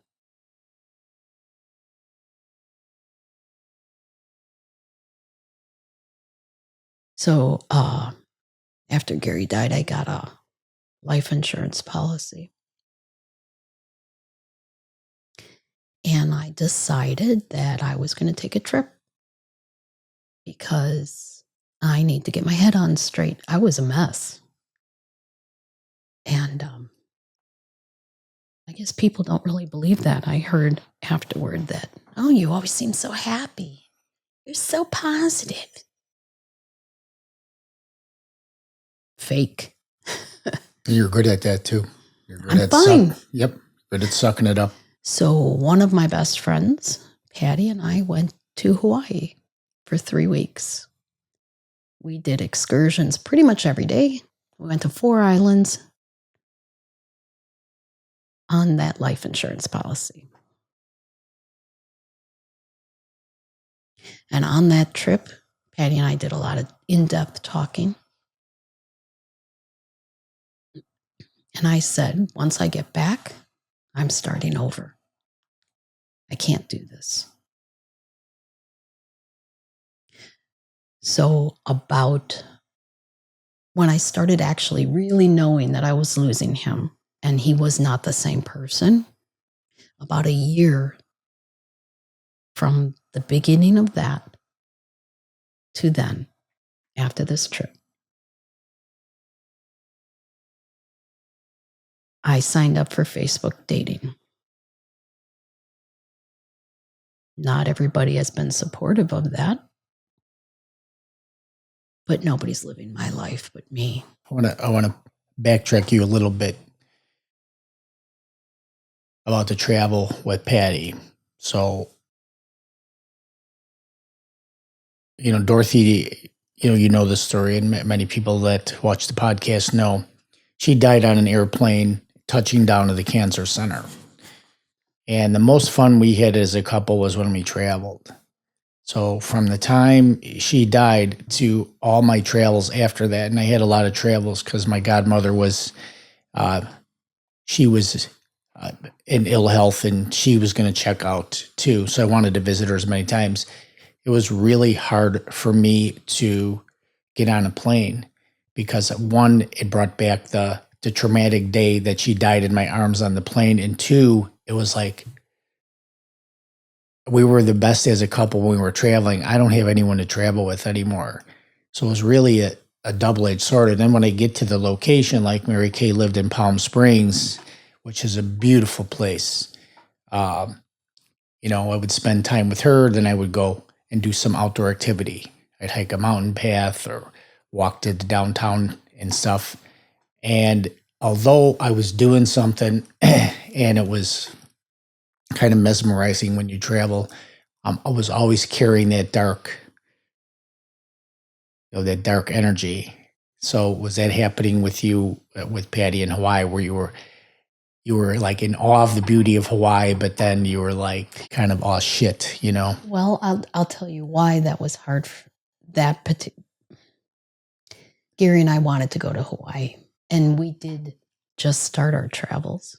We had just gone to Costa Rica the year before that, before he got sick, and we were supposed to go to Africa the year he got sick.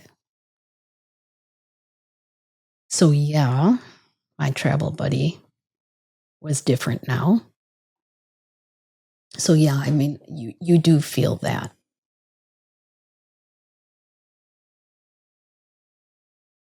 And yeah, being in Hawaii was like, man. I actually pulled up pictures on my phone. We took stupid pictures in Costa Rica, of our feet, as our feet next to each other. And we're like, this is the life. And I'm looking over at Patty's foot next to mine, and I'm like, this is not the same. You just got to keep moving forward. So I want part of your story to be, how do I want to say it? Informative for people who have gone through loss. Okay.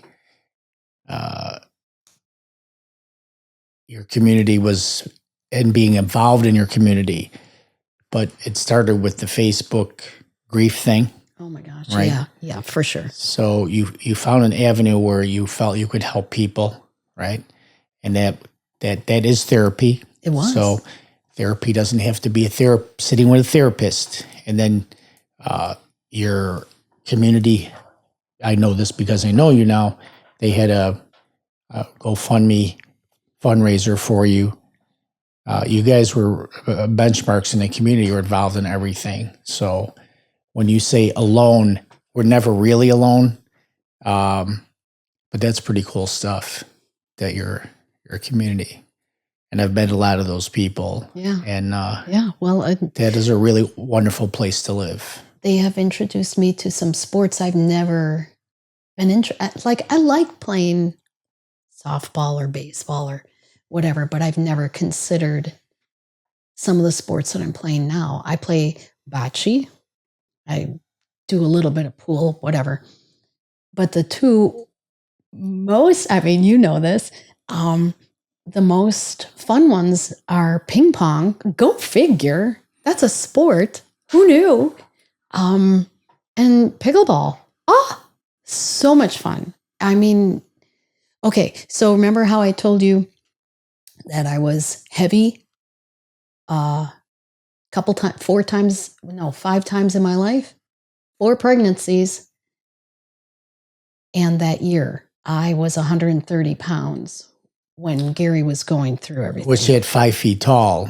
It was thick. 30 pounds is a lot of weight when you're 5 feet tall. Yeah, I was thick, and everybody thought I was healthy, and I wasn't, but I was drinking a lot, especially at night after I lost him, not while he was here, because I always had to be on.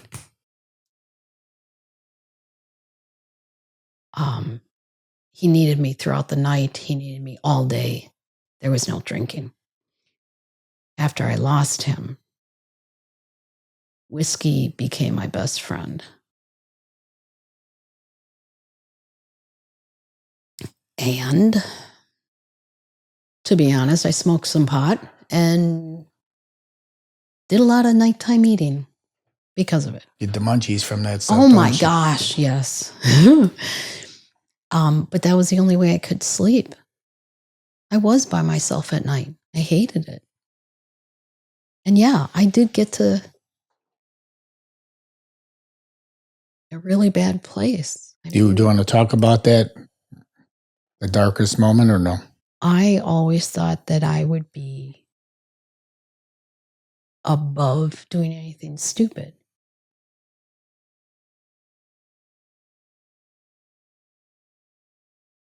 But then when you realize that most of your key players, other than your kids and your grandkids, the who's left,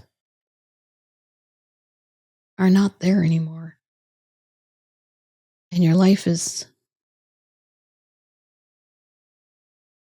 different, and not necessarily in a good way. you think differently, or you don't think at all and you just do something stupid. I was spiraling, and I did not have the check-ins from family members. Not my kids, that's not who I'm talking about. But the other people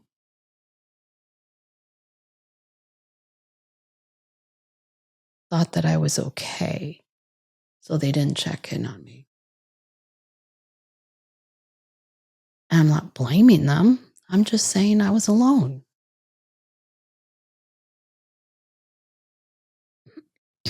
So one night I was drinking a bit. This might have been 3.5, 4 months after I lost him. And I'm like, screw this. I'm not doing this anymore.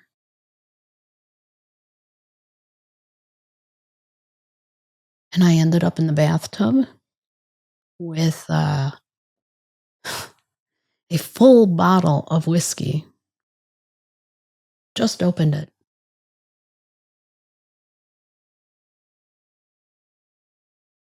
And I took a handful of gummies.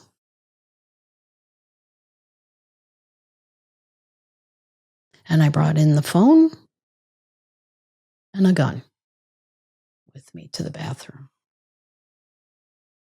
Sat in the tub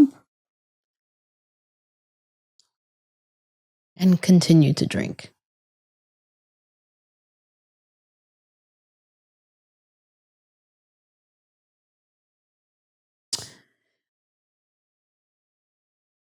At one point, I drank half the bottle and threw up in the tub.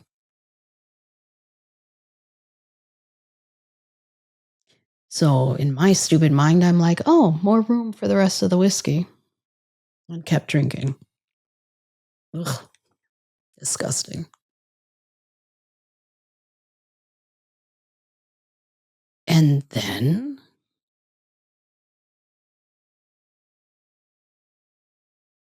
somehow the idea of legacy came into my head. Of what the story I'd be leaving behind to my kids and grandkids. It's that, what the heck are you doing moment?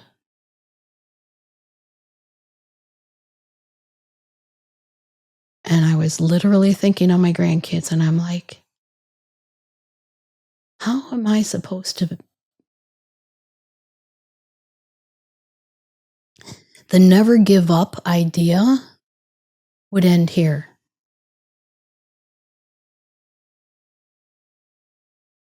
So I called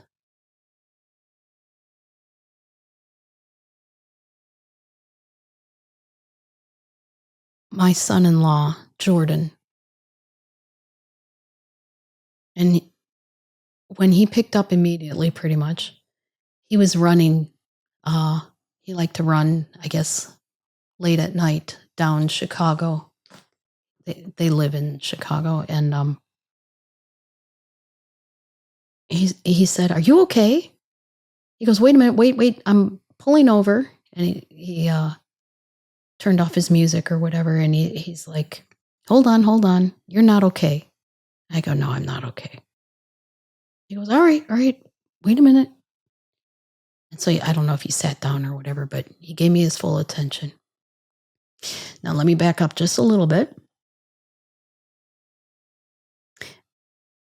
I lost Gary in May. And in June, my son Ryan moved in with me. He was going through a tough divorce.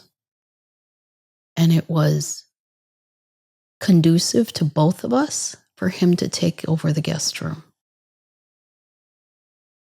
Had Ryan not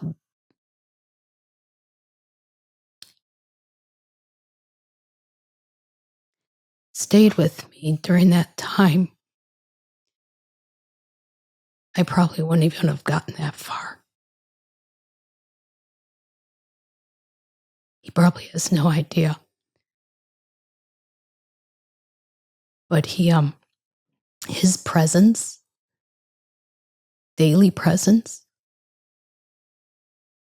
and the relationship change that he and I evolved while he was staying with me,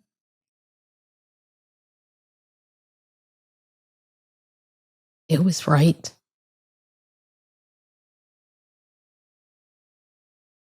My girls checked on me too, but it's not the same. Ryan was always there. I always knew he was going to be there. The grandkids came to visit.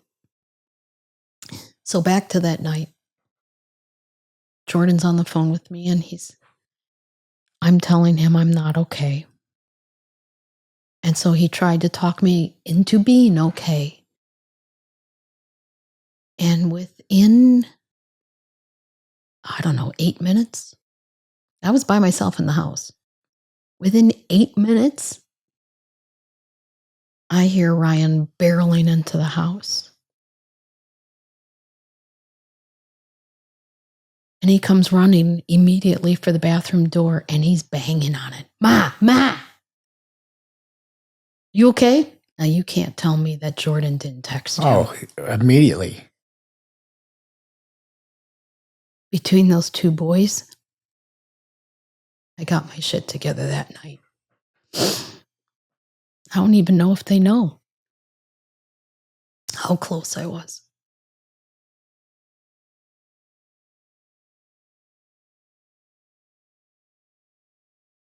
Yeah. So yeah, there's always a rock bottom.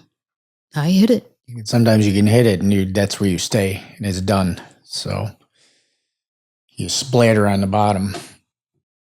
That's all divine stuff. That's how I believe. That stuff all happens for a reason. Well, thank you for sharing that. And that just shows that you can pull out of it. You can pull out of it. And now you are always fine. Yeah. I think after all the trials, you're a KG combat fighter, and now there's no. The next battles that come, you'll just handle them, and you'll help everybody else handle them too. The worst is over. We don't have to go into the Facebook dating thing if you don't want, but I do want to make sure we cover the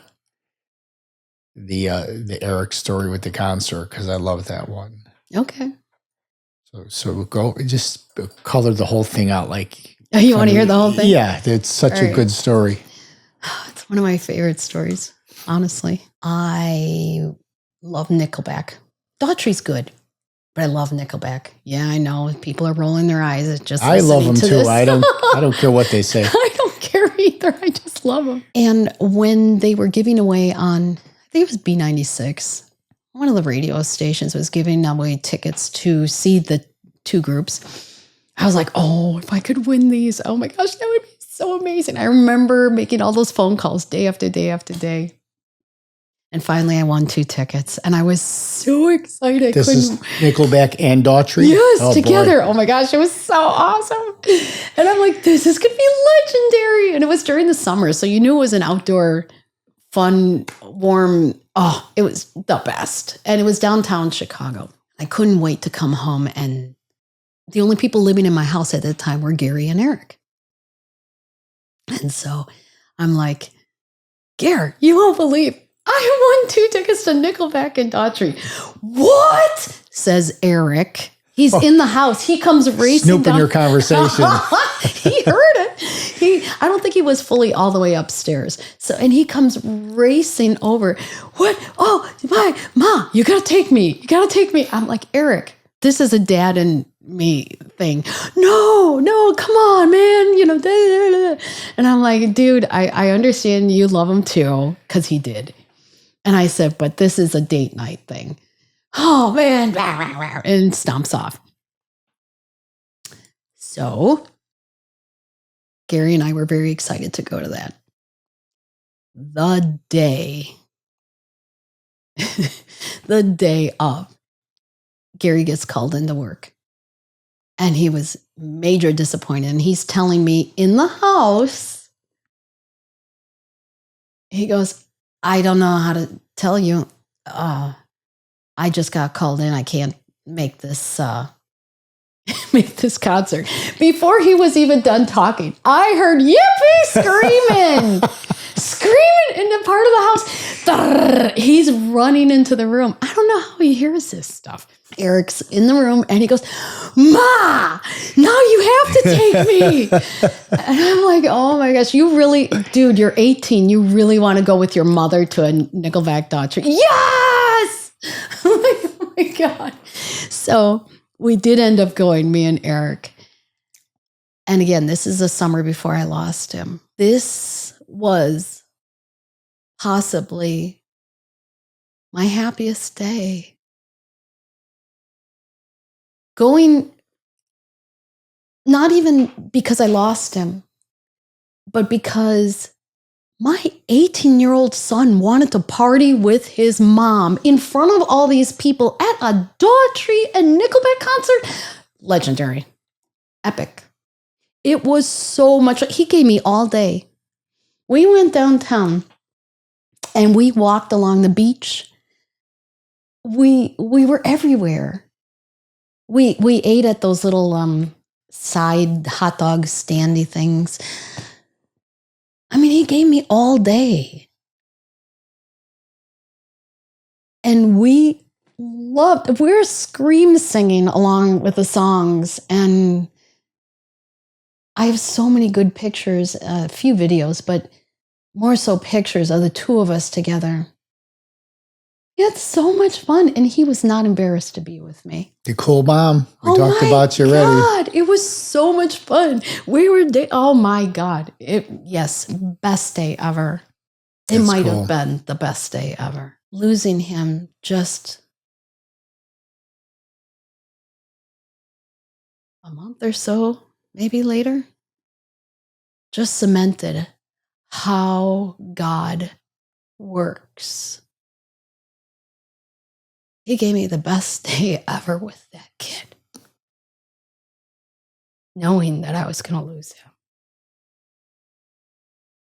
Yeah, that was a good day. I love it. Thank you for sharing that story again. Just the way he was hovering over the conversation, he heard it, you know. Oh my gosh, he was so excited. Yes. And I know you had told me, he was the type of kid that he liked everybody. He didn't care what group you were in, because especially in high school, the groups get divided, right? You have jocks. Well, when I was in high school, jocks and freaks and geeks and, whatever, and everybody pairs off into their own little groups. But once in a while, you get an exceptional person that transcends all the groups, like everybody loves the guy, right? And he was one of those guys. Yeah. And he would stick up for the underdog. Oh my gosh. If there were some Down syndrome kids that were in like different classes mixed in, and he always went to bat for them and just defied anybody to push their papers or whatever. What are you doing? He'd make them clean them up off the floor, off their desk. What are you doing? Such a good kid. Because they share a lot of stories with me. Do you want to share the story about knowing that his presence was there? His presence has been with me so often. Like, I get signs. I never, when people, I've heard over the years that they get signs from lost loved ones. I was like, yeah, you're just wishing that so much that you're making yourself believe that. No. You just have to be open to them. There are signs around me often. And usually when I'm feeling my worst, I get a sudden... Can you share the one, though, where the sleepy time one? Oh, yeah. Shortly after losing Eric. Well, first of all, I couldn't sleep anywhere but his room. And because I was there, Gary was there. So the two of us slept in Eric's bed in his room. And this was a time where I was having a lot of panic attacks, like a lot of them. And sometimes they would come one right after another where I couldn't breathe. I might even have lost consciousness a couple of times, but whatever. One night in particular, I couldn't catch my breath. And I couldn't sleep. And I'd get up and I'd walk, pace. And then I'd sit down and the breathing started getting all crazy again and my heart was going to beat out of my chest. And I'm like, I'm going to have a heart attack.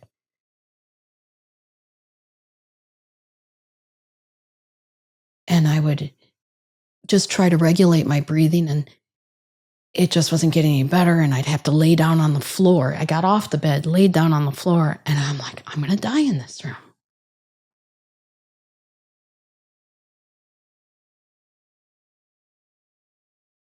And the panic attacks just kept going, one right after another. And I'd lay down and I'd get up, and I'd lay down and I'd get up.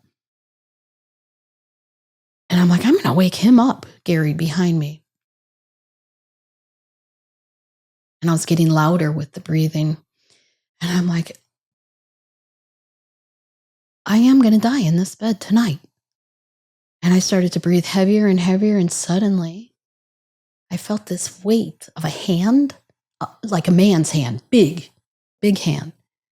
And it pushed down on the shoulder that was up. And it held me tight.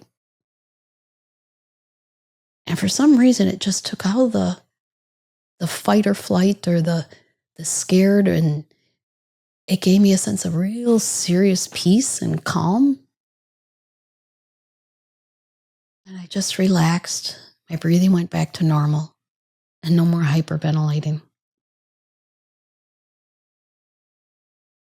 So I turned over, or started to turn over, to say sorry for waking you to Gary, because, and tell him he doesn't have to hold on to me anymore. And I start turning over and Gary's facing away from me. He's sleeping. That wasn't his hand. And I'm telling you, there was a hand on me.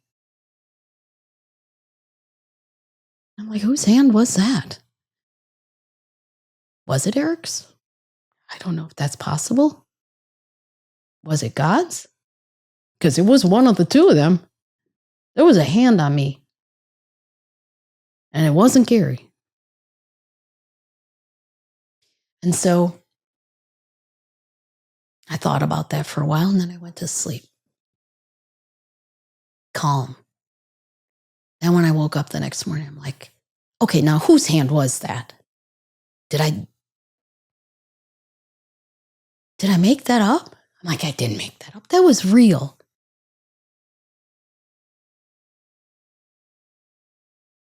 Now remember, I'm in Eric's room. And because I was still working at that time, I had set the alarm. And it was Eric's alarm. And it was on his dresser next to me. And it goes off to wake me up. And the worst singer in the world, Adele, I hate her. I can't stand her voice. Adele.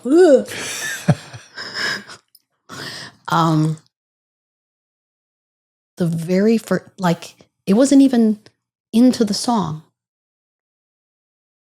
The radio turned on, and the very first note of the song Hello by Adele starts playing. And I'm like, maybe that was Eric. He knows I hate Adele. That's funny. I listened to that whole stupid song. I hate that song. Yeah, I get signs all the time. And once you know that You have to be open. They're spinning around, they pop in sometimes frequently. Yeah. into our lives. I've gotten quite a few of them. And I get them from Gary now too. But I've never gotten them from anyone else. Yeah, that's interesting. Just Eric and Gary. This is my book, How to Be a Warrior of Light in a Dark World. It's available on Amazon. It's about mindset and many other things. It's kind of a handbook on life. I have my second book coming called The Gift of Grief. That's at the editor right now, and that will be published probably within a month or two. So thank you all for joining the Warrior Podcast. Thank you to our sponsors. We'll see you at our next show. We can talk about how we met or not, but when I heard your story and all that stuff, but respect to me in life is more important than love, because you can inherit love. You love your kids love you, but respect to me is the highest level. And when I heard your story, I was like, I'm going to grab the Congressional Medal of Respect badge, and I put it on you. And I'd asked you a couple times if you wanted to write your story to be a contributor to the next book, my next book, which will be out in a couple weeks, and you graciously wrote this whole story. And I'm grateful for that. Your story is going to help a lot of people. So we can do this is the main thing. And the legacy part, that's brilliance, right?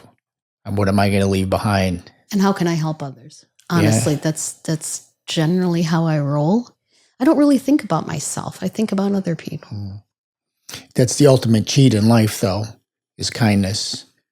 It's so easy. It doesn't cost you anything. And you're getting more benefit than the recipient of the kindness, right? Yeah. And I just wanted to say this. I never knew or met Gary or Eric, but I wish I did. They were awesome. Yeah.